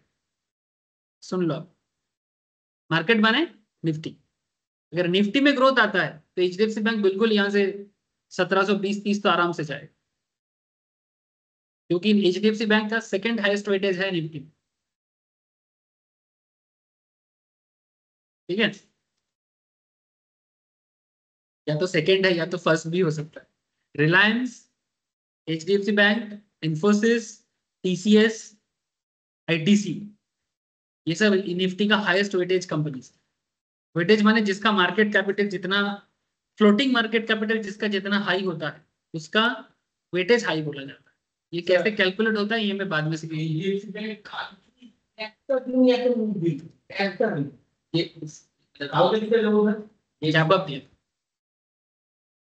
अरे वही तो मैं बोल रहा हूँ सर कि आप अभी सही, आपको तो मैं बोला था कि इसका स्ट्रांग है, आप इसमें बाई बना के रखना। इवन मैं बोला था कि ऑप्शन ना करके नॉर्मल कैश मार्केट में ही मैं बोला था कि अगर कम से कम तुम 100 शेयर भी खरीद लेते या 10 शेयर भी खरीद लेते तब भी तुमको कुछ खराब नहीं मिलता। अगर आपके पास पैसा कमती है, अगर तुम ऑप्शन ट्रेडिंग के लिए, तो सही मौका अगर नहीं देख पाते हो तो ऑप्शंस पे नहीं जाना चाहिए स्टॉक के केस में, क्योंकि ऑप्शंस पूरा टाइमिंग का खेल है। लेकिन अगर आप एटलीस्ट कैश में भी पोजिशंस करते तो भी 60% करके, अगर तुम 10 शेयर में भी करते 600 टका कमा लेते ना, क्या खराब कमाते सर? अगर 100 शेयर करते तो कितना खराब कमाते तुम मुझे बता। लेकिन ऑप्शंस के लिए तो टाइमिंग इंपॉर्टेंट, टाइमिंग गलत होगा तो ऑप्शंस पे मौका नहीं। वो प्रीमियम पे डीके होता है ना, वो टाइम डीके का मैटर है, मैं उस पर बात तो करता ही रहता हूँ। लेकिन ओवरऑल कॉन्सेप्ट है कि क्या आप मोमेंटम समझ पा रहे हो, क्या आप स्टॉक को एनालिसिस कर पा रहे हो, जो बोला जा रहा है क्या वो हो रहा है। This is a very important. यानी सिर्फ मैं बोल रहा हूँ और हो रहा है और आप आंख बंद करके विश्वास करो, ऐसा नहीं चाहिए मुझे। मेरा कहना है कि जो मैं बोल रहा हूँ क्या आप उसको रियलाइज कर पा रहे हो, ये जरूरी है। और जिस दिन ये रियलाइजेशन खुद पे अपने आप नहीं आना लगे तो आप समझना कि आपको सीखने को मिला प्रॉपर। जैसे क्वेश्चन, जैसे अगर कोई स्टॉक 4 रुपए का है, ठीक है, और उसका दाम हो गया 15 रुपया, तो सर उस पे इन्वेस्ट करना, उस पे ट्रेड करना सही है? कॉन्सेप्ट ऐसा काम नहीं करता सर कि 4 का चीज 15 हो गया तो 15 का चीज 25 होगा, ऐसा नहीं होता। इट्स नॉट एग्जैक्ट कॉन्सेप्ट, मैंने ये इस तरह से नहीं होता है। अगर उस पर्टिकुलर शेयर में दम है 15 का चीज 25 में जा सकता है, मतलब जो 4 से, जैसे कि जो इसका क्वेश्चन है कि 4 का चीज 15 में गया, ठीक है, तो क्या 15 में अभी लेने से वो 25 में जाएगा? सर क्या कोई पॉजिटिविटी है? यही यही कॉन्सेप्ट है। क्या जाने का कोई वजह है? वजह होना चाहिए ना, अगर वजह नहीं मिलेगा तो कैसे जाए? सर वजह कहाँ से ढूंढे, है ना बिग क्वेश्चन। सर वजह ढूंढने के लिए जैसे एचडीएफसी बैंक में हमको कहाँ से वजह मिला था कि एचडीएफसी बैंक अगर अभी रिसेंटली कम होता है तो उसके बाद बढ़ेगा। मुझे कहाँ से मिला था? क्योंकि ये बड़ा कंपनी है ना, इसका एक फंडामेंटल रिच कंपनी है। ये फंडामेंटली बहुत ही रिच कंपनी है। रिच माने इसका बिजनेस स्ट्रॉन्ग बिजनेस, और जो बिजनेस स्ट्रॉन्ग होते हैं उस पर भरोसा तुम ज्यादा कर सकते। जिसका बिजनेस उतना स्ट्रॉन्ग नहीं है, जो सस्ता शेयर मार्केट में होता है ना, 2 टका 4 टका का, जिसको हम लोग पेनी स्टॉक बोलते हैं, जो लोग नया नया मार्केट में आते हैं ना, उनको ज्यादा पैसे लगाने में डर लगता है, तो वो सब पेनी स्टॉक में पैसा लगाते हैं। मत करिएगा, मैं पेनी स्टॉक के अगेंस्ट में। क्यों? क्योंकि जो फंडामेंटली रिच नहीं है या फंडामेंटली स्ट्रांग नहीं है, ऐसे बिजनेस पे कभी हो सकता है तुक्का में 4 का चीज 40 चला गया, ठीक है। हो सकता है कि आप रातों रात करोड़पति बन गए, लेकिन नेक्स्ट दिन आप रोडपति भी बन सकते हो, कोई भरोसा नहीं है। तो ये जरा जीटीए शेयर नहीं होता, शेयर गिरी में तो अच्छा है। 4 का चीज 20 पे चला गया, 40 पे चला गया, आप रातों रात करोड़पति तो बन जाते हो, लेकिन रातों रात आपका शेयर गिर भी सकता है, आपका कोई गारंटी नहीं है। लेकिन फंडामेंटली स्ट्रॉन्ग कंपनीज पे आपका ऐसा कभी नहीं हो। ऐसा कभी नहीं हो सकता कि एचडीएफसी बैंक आज उठा है तो कल एकदम गिर जाए, या कल गिरा है तो परसों एकदम उठ जाए। কিন্তু স্যার পেনি স্টক যদি ডেট ফ্রি হয় তাহলে? पेनी स्टॉक अगर डेब्ट फ्री भी हो तब भी फंडामेंट, मैं नॉर्मली आपको ट्रेड के लिए तो कभी नहीं बोलूँ। আচ্ছা, पेनी स्टॉक में ट्रेड करने के लिए तो मैं कभी सजेशन नहीं, ये मेरा सजेशन तो बिल्कुल नहीं। मैं तो सीधा सीधा बोलूंगा कि पेनी स्टॉक में, हाँ कोई बोलेगा सर जो नया होता है वो पेनी होता है। सर जो नया होता है वो पेनी होता है, आई अंडरस्टैंड। माने जो न्यू न्यू कंपनीज आते हैं उनका शेयर का दाम सस्ता ही होता है, वो पेनी ही होगा। पेनी माने नॉर्मली हम लोग 10, मैक्सिमम 10, 15, 20 टका तक पेनी स्टॉक समझते हैं, ठीक है। लेकिन अगर बिजनेस फंडामेंटली स्ट्रांग ना हो, कंपनी की तरफ से मत सोचो, आप खुद के तरफ से सोचो, ठीक है। हो सकता है कि कंपनी अच्छा कर लिया, ठीक है, आपका ग्रोथ हो गया, लेकिन अगर कंपनी स्ट्रांग होगा ना सर, उसका शेयर का दाम 10-15 टका नहीं। अगर कंपनी का शेयर स्ट्रांग होगा ना, उसका दाम कभी भी 10-15 टका नहीं होगा, उसका दाम कम से कम 70-80 टका से स्टार्ट होगा। अगर बिजनेस पे ग्रोथ है, बिजनेस पे दम है, तो इतना सस्ता वो कभी नहीं बिक सकता। एक शेयर तभी सस्ता बिक सकता है जब उसके बिजनेस में भी डाउट है।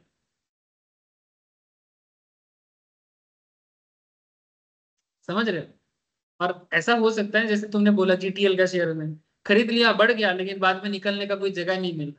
फिर किसी एक दिन ऐसा हुआ, तुक्का में कमा लिया तुमने, ठीक है। तो मैं सिखाने के टाइम पे तुक्का तो नहीं सिखा सकता। हाँ भाई आपने कभी कर लिया, हो गया, वो अलग बात है। मैं तो सजेशन नहीं दूँ सिखाने के टाइम। वो तो ऐसा ऐसा शेयर, तो मेरे पास भी ऐसा ऐसा शेयर, इसका भी कहानी मेरे पास भी है, मैंने भी करके रखा है एक बार। कोरोना के टाइम पे एक शेयर था, तुम देखोगे तो चौंक जाओगे, उसका नाम था ऑक्सीजन इन्वेस्टमेंट सर्विस बोल के, ठीक है। अब कोरोना में जब ऐसा हुआ था ना कि ऑक्सीजन का कमती हो गया था, तो लोगों ने उस ऑक्सीजन इन्वेस्टमेंट सर्विस का शेयर खरीदने लगे, नाम देख बस नाम देख के। लेकिन वो business oxygen investment service limited है, कुछ और। वो एक्चुअली इन्वेस्टमेंट का काम करता है, उसका ऑक्सीजन प्रोडक्शन के साथ कोई लेना देना नहीं। दिखा देता हूँ, आपको बिलीव नहीं हो रहा है। कोरोना के टाइम पे सर जो सॉरी, मैं बोल रहा हूँ बॉम्बे ऑक्सीजन कंपनी का नाम था, एक मिनट रुको, बॉम्बे ऑक्सीजन।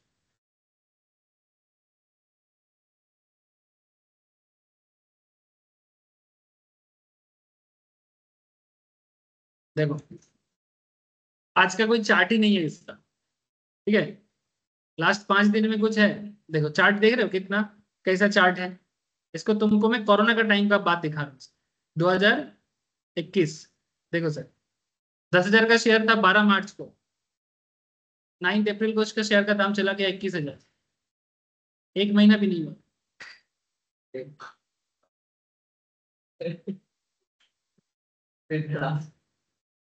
फिर धड़ाम करके गिरा, देख रहे हैं सर।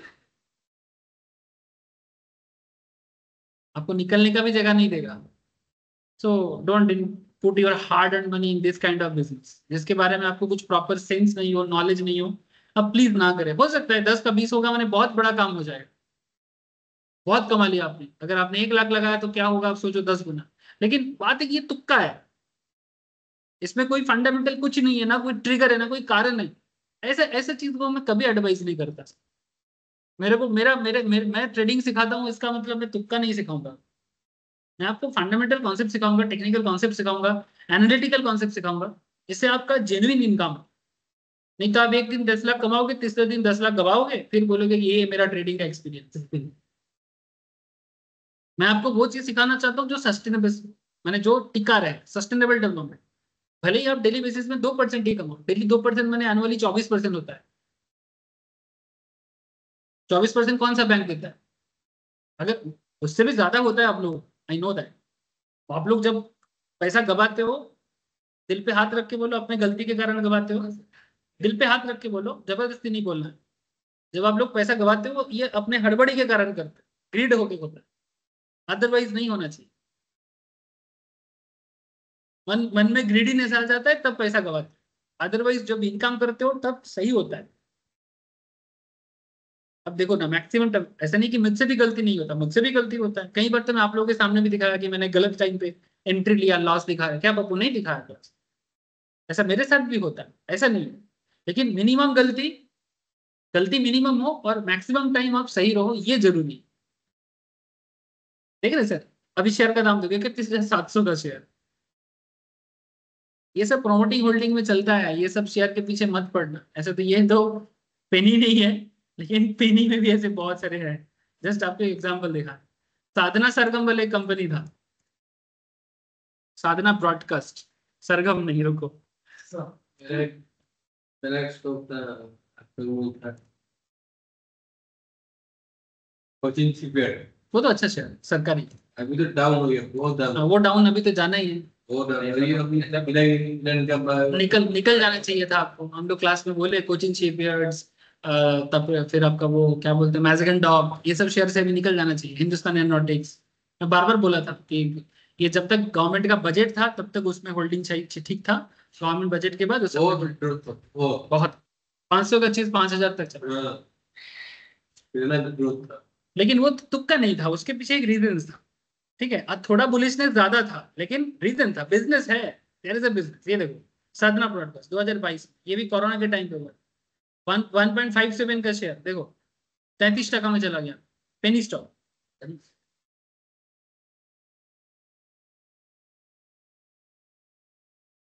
ऐसे बहुत एग्जाम्पल है, मैं कितना ढूंढ ढूंढ के निकालूं, लेकिन मैं ये सब सिखाना नहीं चाहता हूँ। इसके पीछे कौन था जानते हो? एक यूट्यूबर था, ट्रेडिंग करा सिखाता है, लोगों को गुमराह करता है, और इनके चैनल को प्रमोट करने आया था बॉलीवुड स्टार। क्या नाम है उनका? पूरा फैमिली था उनका, अरशद वारसी। अरशद वारसी को जानते हो ना? वाला केस है, वो मुन्ना भाई एमबीबीएस का जो सर्किट था, तो सही वाला केस। अरशद वारसी, इसका यूट्यूब चैनल को जिस बंदे ने किया था, उसके यूट्यूब चैनल को प्रमोट किया था, और उसका खुद का भी शेयर्स में होल्डिंग था। वो पहले एंट्री किया था, फिर उसको प्रमोशंस किया, और फिर जैसे ही काफी बाकी लोग आया बाई करने, खुद लोग चला गया। बहुत भयंकर, 2 का शेयर 33, जस्ट इमेजिन करो। अब क्या बोला था जानते हो इसके बारे में? बोला था कि ये साधना ब्रॉडकास्ट इंडिया का एक ब्रॉडकास्ट कंपनी है, इसको फॉक्सटर स्टूडियो खरीद रहा है। फॉक्सटर स्टूडियो माने जो हॉलीवुड कंपनी से जो इंडियन बिजनेस में पैसा लगाते हैं, सिनेमा प्रोडक्शन करते हैं। फॉक्सटर स्टूडियो ब्रॉडकास्ट कंपनी जैसे इंडियन सिनेमा को, ठीक है। ये झूठा ये चीज फैलाया था, और ये ग्रोथ देखने को। तो बी केयरफुल, बी केयरफुल। इसीलिए मैं पेनी स्टॉक से बच के रहना बोलता हूँ, कि जब उसका कोई फंडामेंटल कॉन्सेप्ट ना हो, ठीक है, आपको कुछ पता ही नहीं है, इसलिए मैं ना बोलता हूँ। मैं एक दो एग्जांपल देके मैं आपको यही बताना चाहता हूँ। आपके पास हार्ड एंड पैसा है ना, आपका हार्ड एंड पैसा आप सही जगह पे लगाओ सर, क्यों गलत जगह पे लगाओ? एचडीएफसी बैंक का 1620 का शेयर पे खरीद, 1620 टका का शेयर खरीदने में क्या प्रॉब्लम है आपको? 2 ही खरीदो, 10 ही खरीदो, क्या दिक्कत है? लेकिन जेन्युइन ग्रोथ मिलेगा, जेन्युइन स्टेबिलिटी मिलेगा, क्योंकि इसका बिजनेस है, सही है, सही तरह से ऑडिट होता है, मैनिपुलेटिव नहीं होता है। इसलिए पैसा कमाओ सर, सस्टेनेबल कमाओ। ये सब गलत तरीके से पैसा कमाने का कोई मतलब नहीं, क्योंकि कब आपको उठाएगा और कब आपको गिराएगा। फिर आज आप 10,000 को 20 करोगे, परसों आप 1 लाख को 2 लाख करने जाओगे। ट्रैप कैसे बनता है? 10 को 20 कर दिया आप तो सोचोगे कि मैं तो होनू बन गया, फिर तीसरा दिन आप 1 लाख लाओगे, फिर 1 लाख 2 लाख की जगह उस दिन 1 लाख पूरा ही चूस लेगा।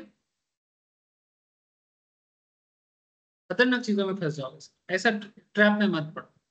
इसलिए मैं आप देखना कि मैं क्लास में कभी भी इस तरह का कोई शेयर के बारे में बात नहीं करता।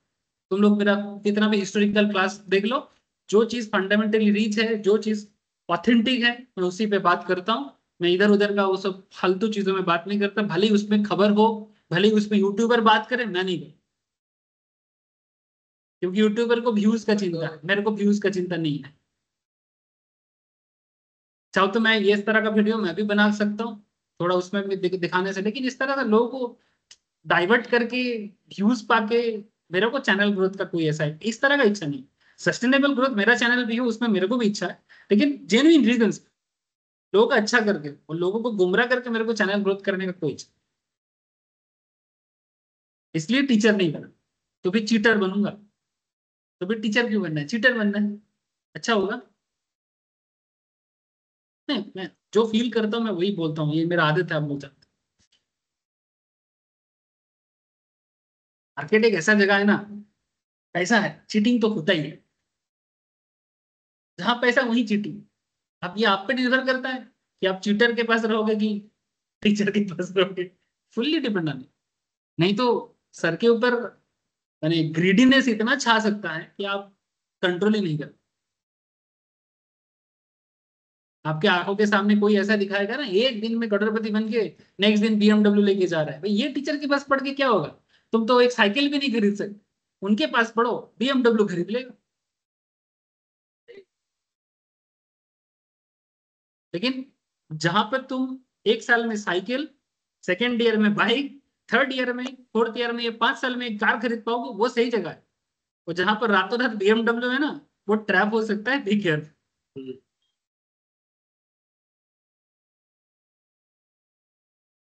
चलो आगे चलो। नहीं तो सीरियसली मार्केट में ऐसा चीजें हैं, मार्केट में ऐसा जगह बहुत है, मैं चाहूँ तो मैं भी बोल सकता हूँ। क्योंकि देखो भाई, मैं आपको इतना एनालिसिस दे सकता हूँ, तो वो नहीं दे सकता क्या। लेकिन क्या है ना, वो सबसे ध्यान से देखिए ना, ऐसा करके बोलता है। सावधान रहना सर, मैं बेसिकली आपको ही बोलूंगा कि मार्केट में बहुत, आजकल तो हर कोई टीचर है, ठीक है, सर थोड़ी होता है।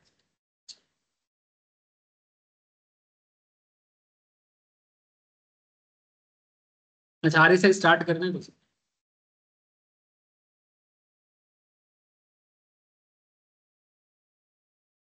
ट्रेडिंग टर्मिनल में हम लोग ऑलवेज एक चीज देखते हैं कि चार्ट डिस्प्ले होता रहता है। क्या डिस्प्ले होता रहता है, chart. You are most likely to see lines running all over the chart. These lines are called the technical indicators. ठीक है, technical indicators helps the trader analyze the price movement of a security. Security माने shares होता है, shares को security बोलते हैं। Actually सिर्फ shares को नहीं, शेयर, डिवेंचर, डिवेंचर सुने हो, ये म्यूचुअल फंड वाले यूज करते हैं। हम लोग के शेयर में इसका जरूरत नहीं होता, फाइनेंस का, कोर फाइनेंस का चीज है। मार्केट में 2 तरह का पैसा होता है, एक होता है लोन का पैसा, एक होता है इक्विटी का पैसा। एक होता है लोन का पैसा, एक होता है इक्विटी का पैसा। ये हार्डकोर फाइनेंशियल मैनेजमेंट है। मैं जस्ट आपको सिक्योरिटी पर्पज में बता रहा हूँ, क्योंकि आप लोग ये सब लैंग्वेज सुनोगे मार्केट, तो सुन के आपको समझ में आना चाहिए कि क्या बोलना चाहता है। अब क्या बोलूंगा, एक दिन में तो दिमाग में नहीं आएगा, लेकिन धीरे धीरे आदत बनेगा। तो सिक्योरिटी के अंदर शेयर्स होता है, बॉन्ड होता है, डिवेंचर्स होता है, ठीक है। लेकिन हम लोग यहाँ पर शेयर के एंगल से ही बात करेंगे। जब जब आप लोग म्यूचुअल फंड परचेस करने जाओगे ना, वहां पर देखना कि वहां पर बोलते हैं hybrid mutual fund, hybrid fund ऐसे करके देखना, एडवर्टाइजमेंट होता है। हाइब्रिड फंड के अंदर शेयर का पैसा शेयर में भी लगाया जाता है, और हाइब्रिड फंड का पैसा डिवेंचर या बॉन्ड में भी लगाया जाता है। डिवेंचर बॉन्ड क्या होता है, एक्चुअली ये लोन होता है। इतना जानो कि लोन होता है। लोन माने कंपनी क्या करता है, पब्लिक को बोलता है, या सरकार क्या बोलता है पब्लिक को, कि हमें लोन प्रोवाइड करो। क्या प्रोवाइड करो, लोन प्रोवाइड करो, बदले में हम आपको इंटरेस्ट पे करें। पब्लिक बोलता है, सरकार नहीं, कंपनी या सरकारी कंपनी पब्लिक को बोलता है, अच्छा बदले में हम तुमको लोन प्रोवाइड, बदले में हम तुमको इंटरेस्ट प्रोवाइड करेंगे। इंटरेस्ट प्रोवाइड, अच्छा समझ रहे। जैसे मान के टाटा कंपनी शेयर भी इशू करता है, टाटा कंपनी डिबेंचर या बॉन्ड भी इशू करता है।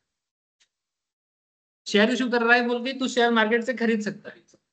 आईपीओ इशू कर रहा है, जैसे अभी हुंडई का आईपीओ आ रहा है, हुंडई आईपीओ से भी पैसा उठा रहा है और हुंडई डिबेंचर से भी पैसा उठा सकता है। ये पैसा अल्टीमेटली बिजनेस पे ही लगेगा, लेकिन पैसा इक्विटी का होने से वो बिजनेस का शेयर होल्डर का बन जाता है, लेकिन वो लोन होने से वो शेयर होल्डर नहीं बनता। और उनको ऐसा नहीं कि बिजनेस गिर जाए, माने अगर तुम किसी कंपनी को लोन प्रोवाइड करते हो ना, अगर उनका बिजनेस खराब भी हो जाए तो आपका रिटर्न फिक्स्ड है, आपको रिटर्न देना ही पड़ेगा। लेकिन शेयर होल्डर बनने से अगर बिजनेस खराब चले तो आपको रिटर्न देना वापस मैंडेटरी नहीं। ठीक है, अब मैं ज्यादा कोर फाइनेंस के अंदर नहीं जा सकता अभी क्योंकि मेरा कुछ रेस्ट्रिक्शंस है। ठीक है, लेकिन हाँ मेरा फाइनेंस का क्लास चलता है सीए लेवल का, वहां पर ये सब चर्चा में डिटेल्स में कर पाता हूँ। लेकिन हाँ बेसिक नॉलेज के लिए आपको मैं बताया कि बॉन्ड डिवेंचर क्या होता है। It's a kind of loan product, इसके थ्रू से कंपनी या सरकारी कंपनी आपसे पैसा मांगता है, आप उनको 1 लाख देते हो, वो बदले में आपको बोलता है कि 8% 9% आपको मैं रिटर्न दूंगा। 8-9 क्यों? बैंक से थोड़ा ज्यादा दे देंगे, नहीं तो बैंक में पैसा रखेंगे, इनको क्यों देंगे? बैंक अगर 7 देगा तो वो तुमको 2% ज्यादा देगा। समझे? बस ऐसा होता है। तो सिक्योरिटी का मतलब सिर्फ शेयर नहीं है, सिक्योरिटी का मतलब बॉन्ड डिवेंचर भी होता है, दिमाग में रखिए। बॉन्ड जो हो गया वो सरकार को दे रहे हैं। नॉर्मली मार्केट प्रैक्टिस है कि बॉन्ड सरकारी कंपनी इशू करता है और प्राइवेट कंपनी डिवेंचर इशू करता है, दोनों का कॉन्सेप्ट सेम ही है, थोड़ा बहुत डिफरेंस है वो लॉ में है, बट आप लोगों को जरूरी नहीं। तो जैसे बोलते हैं इंडेक्स फंड में इन्वेस्ट करना, इंडेक्स में गवर्नमेंट का इंडेक्स में इन्वेस्ट करना, इंडेक्स में नहीं बोलते सर, ऐसा कुछ वो लॉन्च फंड, वो इंडेक्स फंड, जैसे इंडेक्स फंड में तो निफ्टी वगैरह में ट्रैक करके, इंडेक्स फंड अलग होता है। इंडेक्स फंड माने निफ्टी में या बैंक निफ्टी को माने जितना निफ्टी में जो कंपनीज है या बैंक निफ्टी में जो कंपनीज है उसी कंपनी में ग्रो पैसा लगा।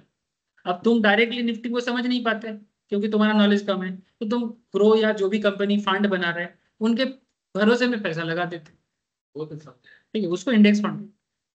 गवर्नमेंट का अलग होता है, गवर्नमेंट कंपनीज का फंड होता है, जिसमें सिर्फ सरकारी कंपनीज का ही फंड होता है।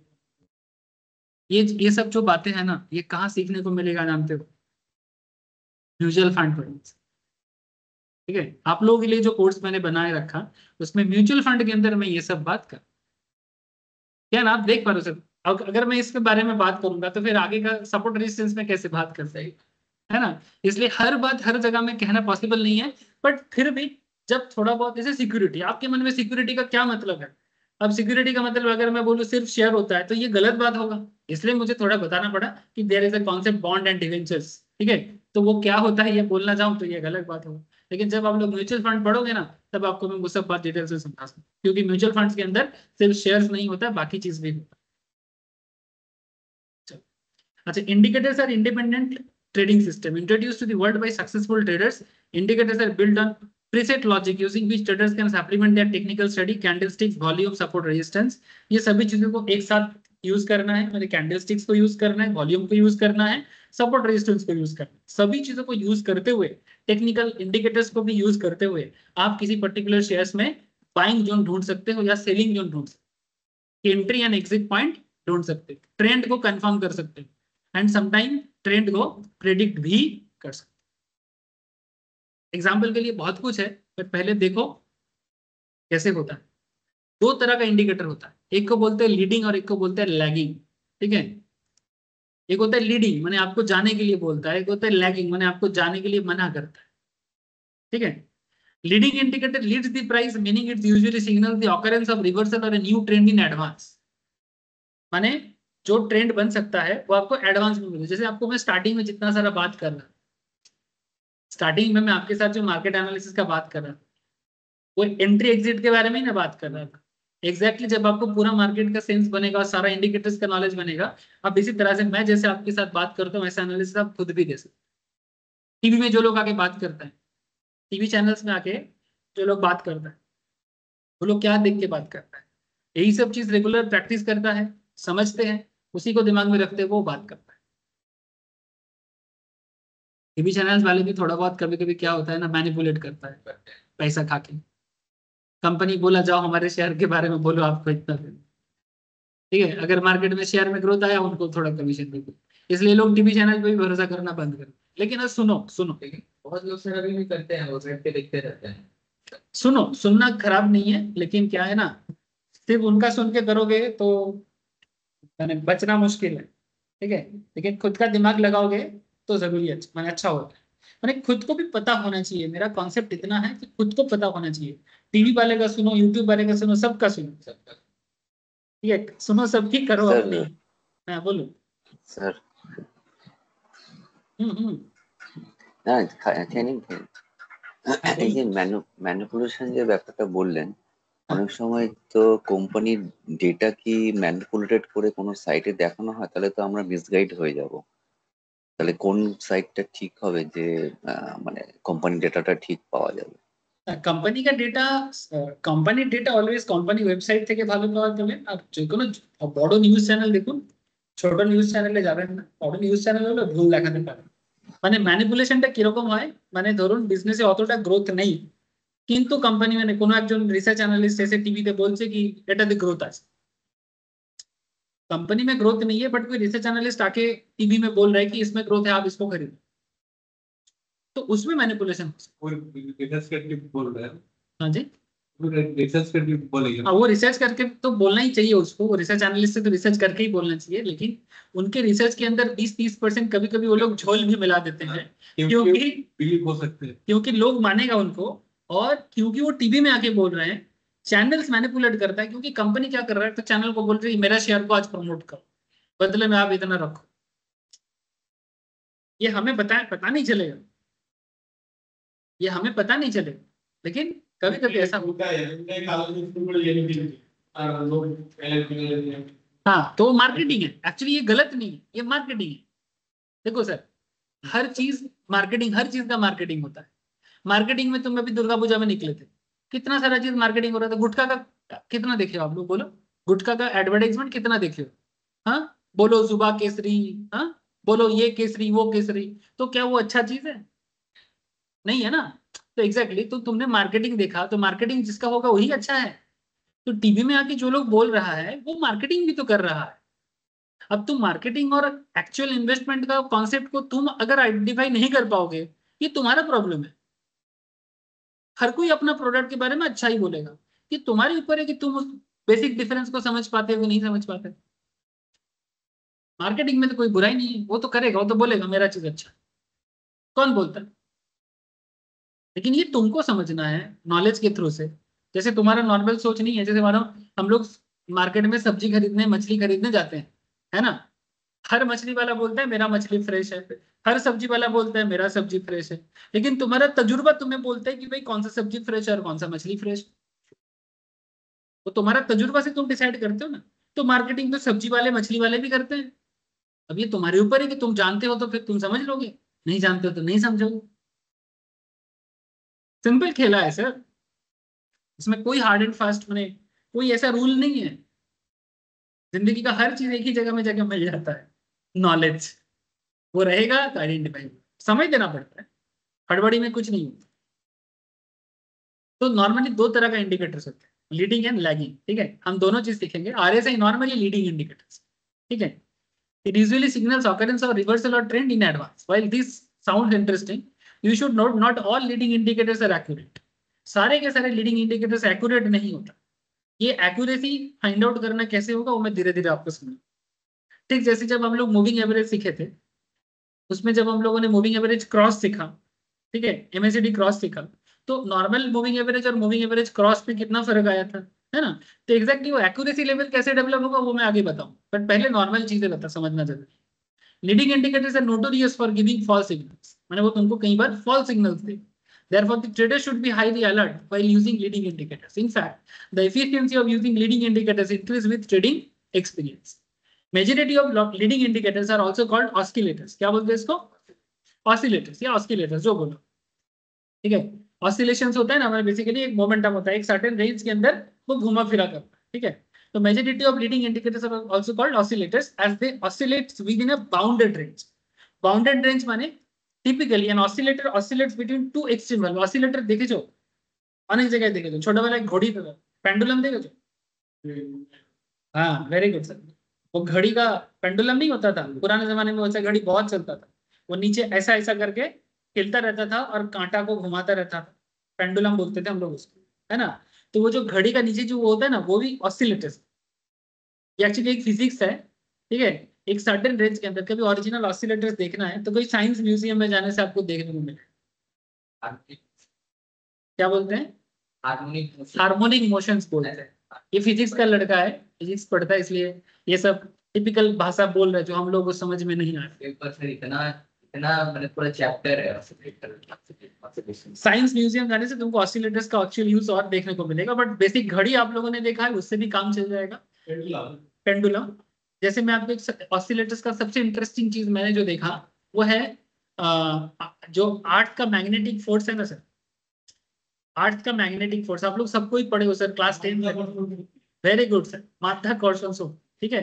The magnetic power of the world, जो जिसको हम लोग बोलते हैं कि हर चीज को वो नीचे की तरफ खींचता है। और इसके साथ और एक चीज होता है कि दुनिया ने जो अर्थ है वो अपने ऑर्बिट में 66.5 डिग्री एंगल में ऑर्बिट करता रहता है सन को। माने हम सन को, ये मानो सन है, ठीक है, ये अगर सन है तो ये अगर अर्थ है, तो अर्थ अपने ऑर्बिट में 66.5 डिग्री में घूमते घूमते सन को ऑर्बिट करता है, ठीक है। तो ये भी ऑसिलेट करता है। तो पहले तो अपने साथ ऑसिलेट करता है और उसको ऑसिलेट करते करते करते करते ये खुद भी घूमता रहता है, खुद भी घूमता रहता है। तो मैंने एक साइंस म्यूजियम में देखा था, ओरिजिनल एक ऐसे पूरा नीरेट एक पत्थर जैसा चीज एक तार से जुड़ाया गया, ठीक है, और उसको पूरा वेदर प्रोटेक्ट कर दिया गया। माने किसी भी तरह का हवा या पानी उसको कुछ भी नहीं कर सकता। माने पूरा कांच से वो जगह वैक्यूम कर पूरा एकदम वैक्यूम, माने पूरा उसमें पूरा एकदम कंट्रोल्ड है, माने उसके अंदर कोई हवा पानी कुछ नहीं है। तो मैंने जस्ट ये चीज देखा वहां पर कि वो जो पूरा तार के नीचे जो पूरा वो जो बॉल जो घूम रहा, माने ऑलरेडी झूल रहा है, वो एक्चुअली एक पूरा मोशन उसमें ऑलरेडी बन चुका है। और अर्थ किस तरह से घूम रहा है और अपने तार के अंदर कितना हिल रहा है, ठीक है, मैंने हिलने का सिचुएशन है, ऐसा आएगा फिर जाएगा, फिर आएगा फिर जाएगा, फिर आएगा फिर जाएगा। वो पत्थर जो नीचे दिया है पूरा गोल एक पत्थर अर्थ की तरह, और वो ऐसे ही कर रहा है ठीक जैसे दुनिया घूम रहा है। जैसे हम लोग बैठे हैं ना, तो ये पूरा यूनिवर्स में अर्थ एग्जैक्टली ऐसा ही बिहेव कर रहा है। वो पत्थर को और तार को उसी तरह ऑसिलेशन दिखाएंगे और आप उसको पूरा फील कर सकते हैं। माने वो जो दिखेगा ना आपको दिख सकता है। इसके लिए आपको बेसिक्स थोड़ा सा नॉलेज होना चाहिए। 10 तक का नॉलेज एनफ होता है, 10 तक का नॉलेज एनफ होता है अंडरस्टैंडिंग के लिए। तो बेसिकली कहने का मतलब है ये जो दुनिया अपने सरफेस में घूमता रहता है, ये भी एक अपने जोन में होता है। ऐसा नहीं कि अपना जोन से निकल गए। तो शेयर में भी ऐसे होता है सर, जब हम लोग ट्रेडिंग करते हैं वो भी अपने जोन के अंदर ऑसिलेट्स करता है और हमें बस वो जोन ढूंढना पड़ता है। तो इसी चीज को यहाँ पर बोला है, typically an oscillator oscillates between two extreme values 0 to 100। Sir कैसे इसको यूज करना है, 2 मिनट लगेगा, आता हूं sir. Based on the oscillators reading, for example RSI में आपने देखा आपका रीडिंग दिख रहा है 55 या रीडिंग दिख रहा है 70। तो अगर आपको आरएसआई 55 दिखे तो उसका क्या मतलब होता है, अगर आपको आरएसआई 70 दिखे तो उसका क्या मतलब होता है, सब समझाते हैं। बट पहले चीज तो क्या है वो तो जानो। द ट्रेडिंग इंटरप्रिटेशन वेरी करता है, 55 का वेरिएशन अलग होता है ना, मतलब अलग होता है, 70 का अलग होता है। ओवरऑल रेंज क्या है, 0 से लेके 100 का है, 0 से लेके 100 का है। On the other hand, the lagging indicator lags the price, meaning it usually signals the occurrence of reversal of a new trend after it has occurred. You may think, what would be the use of getting a signal after the event has occurred? माने चीज घटने के बाद signal पाने का क्या फायदा? It is better late than never. One of the most popular lagging indicator is moving average. Moving average पहले घटने के बाद आपको आगे का सिचुएशंस बताते हैं और आरएसआई आपको एडवांस में बताते हैं कि आगे क्या होगा, और मूविंग एवरेज हमें बताते हैं कि जो ऑलरेडी हो चुका है उसके बाद वाला सिचुएशंस क्या हो सकता है। लैगिंग माने जो हो चुका है, माने एक घटना घट चुका है, घटने के बाद क्या हो, और लीडिंग इंडिकेटर घटने से पहले का घटना को बताता है। घटना घटने के बाद एक चीज होते हैं उसे लैगिंग बोलते हैं, और घटना घटने से पहले जो चीजें समझ में आता है उसे लीडिंग बोलते हैं। এই আমাদের মুভিং এভারেজ কত আছে, তো তার ইন্ডিকেটর দিয়ে মানে ইন্ডিকেটর বলছি, ক্যান্ডেল হয়ে যাওয়ার পরে ওটা বলছি, हाँ आरएसआई तार आगे बोल। ক্যান্ডেল হয়ে যাওয়ার আগে বলছি। समझो थोड़ा टाइम। अब आपके मन में चल रहा है कि if we moving average is an indicator in itself, why we discussed this in the before, मतलब हम लोग पहले भी बात किए। Reason is that moving average is the core concept, अपने आप में ये कोर कॉन्सेप्ट है जो मैंने एक्चुअली इससे पिछले वाला क्लास में उसी में बात करा। It finds its application with in several indicator जैसे कि आरएसआई, एमएसीडी, स्टोचस्टिक, ये सभी चीजों में हम लोग मूविंग एवरेज यूज करें, ठीक है। Hence for this reason we discussed moving average as a standalone topic, जो हम लोग ऑलरेडी लास्ट 3 क्लास में डिस्कस किए। Before we further understand individual indicator, I think it's a good idea to understand what momentum means. यहाँ पर एक concept आता है सर, मोमेंटम। मोमेंटम क्या है? Is a rate at which the price changes. किस रेट में प्राइस चेंज होता है? फॉर एग्जाम्पल, अगर स्टॉक प्राइस आज 100 का है और ये 105 तक जाता है नेक्स्ट डे, एंड उसके बाद वाला दिन 115 तक जाता है, द डे आफ्टर वी से द मोमेंटम इज हाई। 100 का चीज नेक्स्ट दिन 105 में गया, फिर 105 का चीज 115 में गया, हम लोग क्या बोले कि मोमेंटम इज हाई, ठीक है, हाई मोमेंटम है, ले लो। तो क्या मोमेंटम हाई देखने से ही ले लेंगे? नहीं, यहाँ पर आरएसआई का एक रोल प्ले है सर।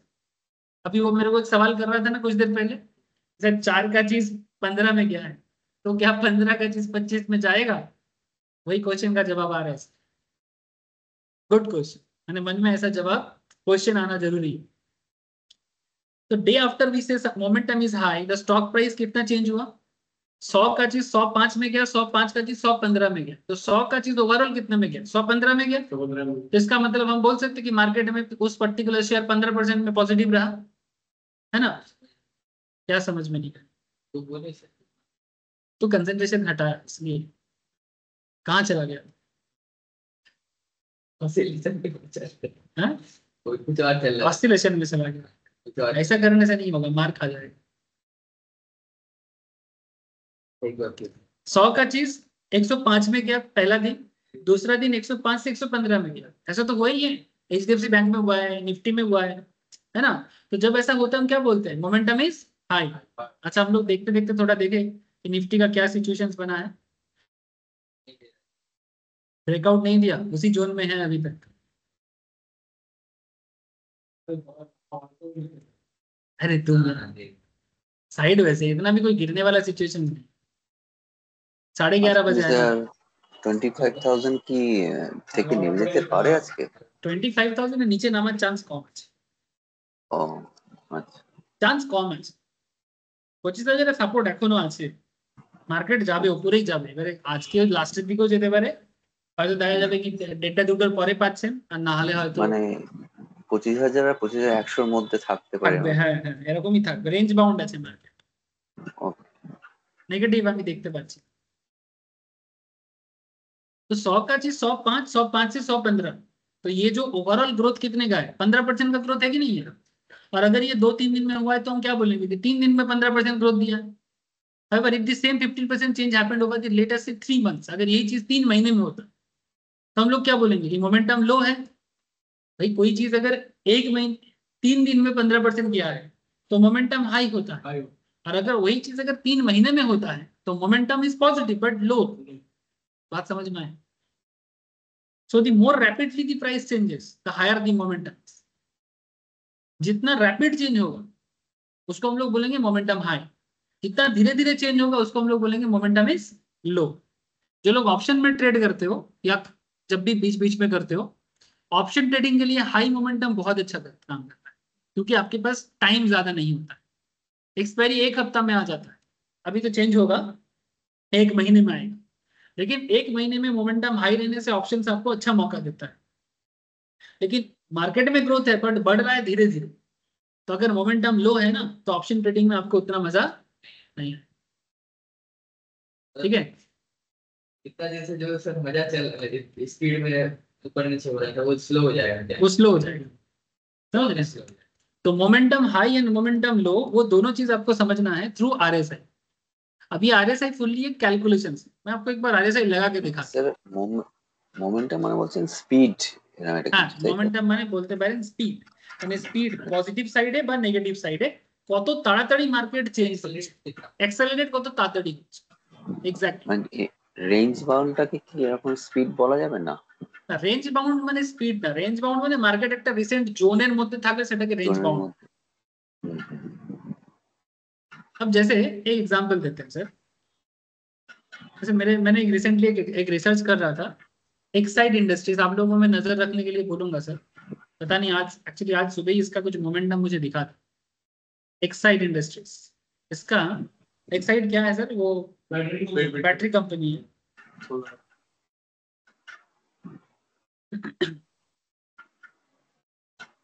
ये ना रिसेंटली थोड़ा हाई चला गया था, और हाई जाने के बाद ना ये आज ही मैं इसको देख रहा था, ये देखो लास्ट कुछ दिनों से ना ये 477 तक चला गया, इसका रिलेटिव स्ट्रेंथ इंडेक्स भी गिर गया था। मैं इसमें इंडिकेटर लगाता हूँ, ये आवरली चार्ट में है, मैं इसमें लिखूंगा RSI, ठीक है? जैसे मैंने RSI लिखा, देखो मेरे को दिखा रहा है relative strength index. Relative strength index का एक छोटा सा चीज आज जान के जाओ, बाकी डिटेल्स और भी चर्चा नेक्स्ट दिन करेंगे। जब किसी पर्टिकुलर शेयर का, ये आवरली चार्ट में मैंने लिया, नॉर्मली ये 14 डेज के हिसाब से होता है, 14 डेज 14 आवर्स ऐसे होता है। क्योंकि मैंने यहाँ पर आवरली लिया तो यहाँ पर आवरली चार्ट में दिखा। अगर तुम देखो इसका रिलेटिव स्ट्रेंथ इंडेक्स, देखो मैं अभी आपको क्या बोला कि इसका ओवरऑल जोन क्या रहता है, 0 से लेके 100 के बीच, है ना? यहाँ पर 0 एंड 100 दिख नहीं रहा है, लेकिन अगर आप थोड़ा सा नजर करो आपको दिखेगा ये कितना है, 20 है। तो ये जो गैप है ना ये 0 है नीचे, और ये देखो इधर कितना है, 80 है, और इसका देखो ऊपर 450 के ठीक नीचे एक जगह है, ये 100 है। तो ओवरऑल इसका जोन 0 से 100 का है, लेकिन करेंटली इसका चल रहा है अराउंड 50 के आसपास स्ट्रेंथ इंडेक्स। देखो जहां पर ये कार जस्ट मैं पकड़ा 52, इसका करंट RSI कितना है 52। लेकिन इसको मैं एक्चुअली कुछ दिन पहले का एक हिसाब देख रहा था, इसका RSI काफी ज्यादा लो हो गया। ये देखो कहां पर है, अराउंड 32, कितना 32 है ना, 30-32 के आसपास चला गया। और जब 30-32 में इसका RSI चला गया था, उस पॉइंट पे इसका कैंडल भी चेक करो, ओवरऑल मोमेंटम डाउन ट्रेंड, और फिर से एक हरामी बना, दिख रहे सर कैंडल में? तो जिस पॉइंट पे हरामी बना उसी पॉइंट पे RSI भी सबसे लोएस्ट में। तो जब RSI ऐसे डाउन ट्रेंड में, ऐसे 0 माने 0 कितना पॉइंट में, 0 से 30 के बीच में, तो अगर RSI ऐसे 0 से 30 के बीच में आता है, इसका मतलब अभी तक का इसका लोएस्ट है, मैंने लास्ट कुछ दिनों का या कुछ महीने का one of the lowest trend चल रहा था। तो जब RSI जोन ऐसे लोएस्ट ट्रेंड में रहता है तो इसको ओवरसोल्ड जोन बोलते हैं। क्या बोलते हैं सर? मैंने जरूरत से ज्यादा बिक चुका है, सेलिंग हुआ है, मैंने सेल प्रेशर इतना ज्यादा हुआ है कि और आगे सेल होने का चांसेस नहीं। अगर ओवरसोल्ड जोन में आप समझ पाते हो तो वहां से बाइंग जोन स्टार्ट होता है। और इसका एक उल्टा चीज होता है, अगर ये अराउंड 70-80 के आसपास दिखता है, जैसे कि ये वाला सिचुएशन है, देख पा रहे हो 1 अक्टूबर के आसपास। एक सेकेंड, हेलो, हाँ बोल, हेलो, हाँ हाँ, अच्छा ठीक है, अच्छा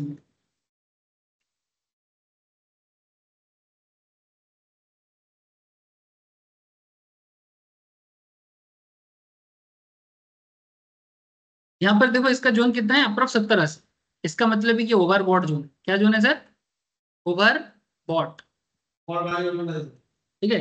मैंने बॉट इसलिए बोल रहा हूँ कि जो हो चुका है, ओवरबॉट जोन या ओवर बाइंग जोन, मैंने यहाँ पर ज्यादा बाई हो चुका है। तो जब RSI लेवल 70-80 पॉइंट में चलता है तो ओवरबॉट जोन होता है। उस पॉइंट को अगर आप आइडेंटिफाई कर लेते हो, साथ में कैंडल भी अगर आपको ऐसा कुछ बता रहा है, क्या है सर ये बियरिश हरामी है, ठीक है? कैंडल भी आपको समझ मतलब हेल्प कर रहा है, साथ में RSI भी हेल्प कर रहा है, दोनों जब एक साथ मैच करता है, साथ में अगर वॉल्यूम और मूविंग एवरेज भी हेल्प कर जाए, तो यहाँ पर आपको डाउन ट्रेंड में इनकम का जगह बनता है। मैंने ये भी आपके लिए एक एंट्री ट्रेडिंग जोन है शॉर्टिंग करने के लिए। मैंने आप मार्केट गिरने पे भी आप पैसा लगा सकते हो, पुट खरीद सकते हो, या फिर फ्यूचर सेल कर सकते हो, या फिर इंट्राडे में कैश मार्केट में भी ट्रेड कर सकते हो, but only in case of intraday. मैंने बेसिकली सिंपल तब क्या होता है कि 520 में सेल करो और जब गिर जाए तो बाई कर लो। ये फिर चलो देखिए 100 মানে আপনি দেখবি আমার ইয়ে ওভারফ্লোর জোনটা আমার যদি 20 চলে আসে 20 বা 10 ওইখান দিয়ে একটা বাইক নিয়ে যদি হয় एग्जैक्टली सर, यही मैं चीज समझाने का कोशिश कर रहा हूँ कि ये जो RSI है ये हमें ओवरबॉट एंड ओवरसोल्ड जो आइडेंटिफाई करने में हेल्प करता है। ठीक है, तो ये चीज अगर आपको समझ में आता है, एडवांस में आप समझ सकते हो कि मार्केट ज्यादा बाई हो चुका है या ज्यादा सेल हो चुका है।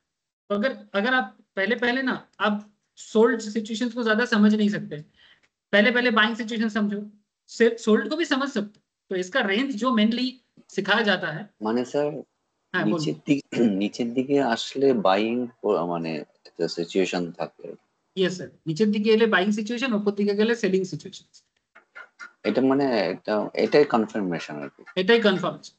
যেমন এখানে দেখুন RSI 81 मैंने ओवरसोल्ड है, ये सिप्ला में स्क्रीनशॉट लिया गया, मतलब ये 81 में RSI है और यहाँ पर तुम देखो कौन सा कैंडल है ये,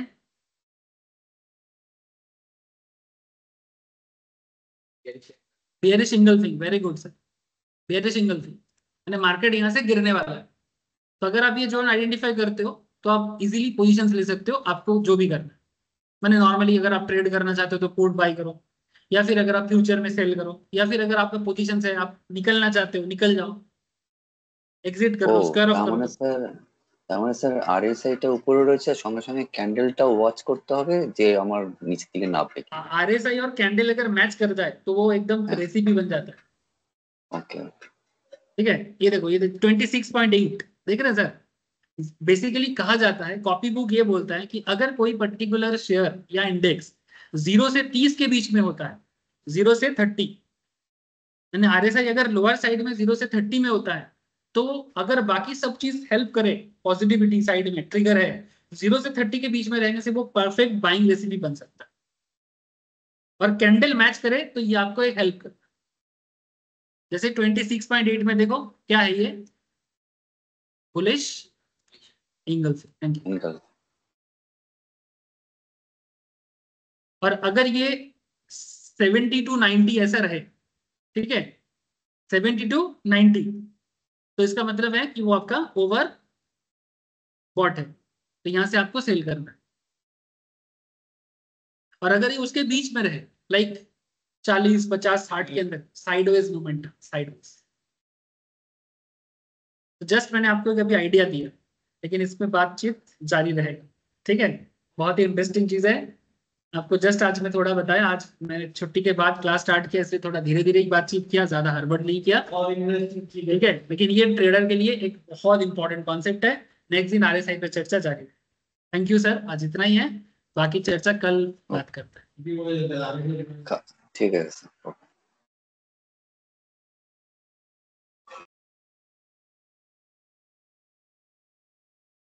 ओके विश्वनाथ दा, देवो, पिंकी, बाय सर, कल मिलते हैं। Bye sir. ओके,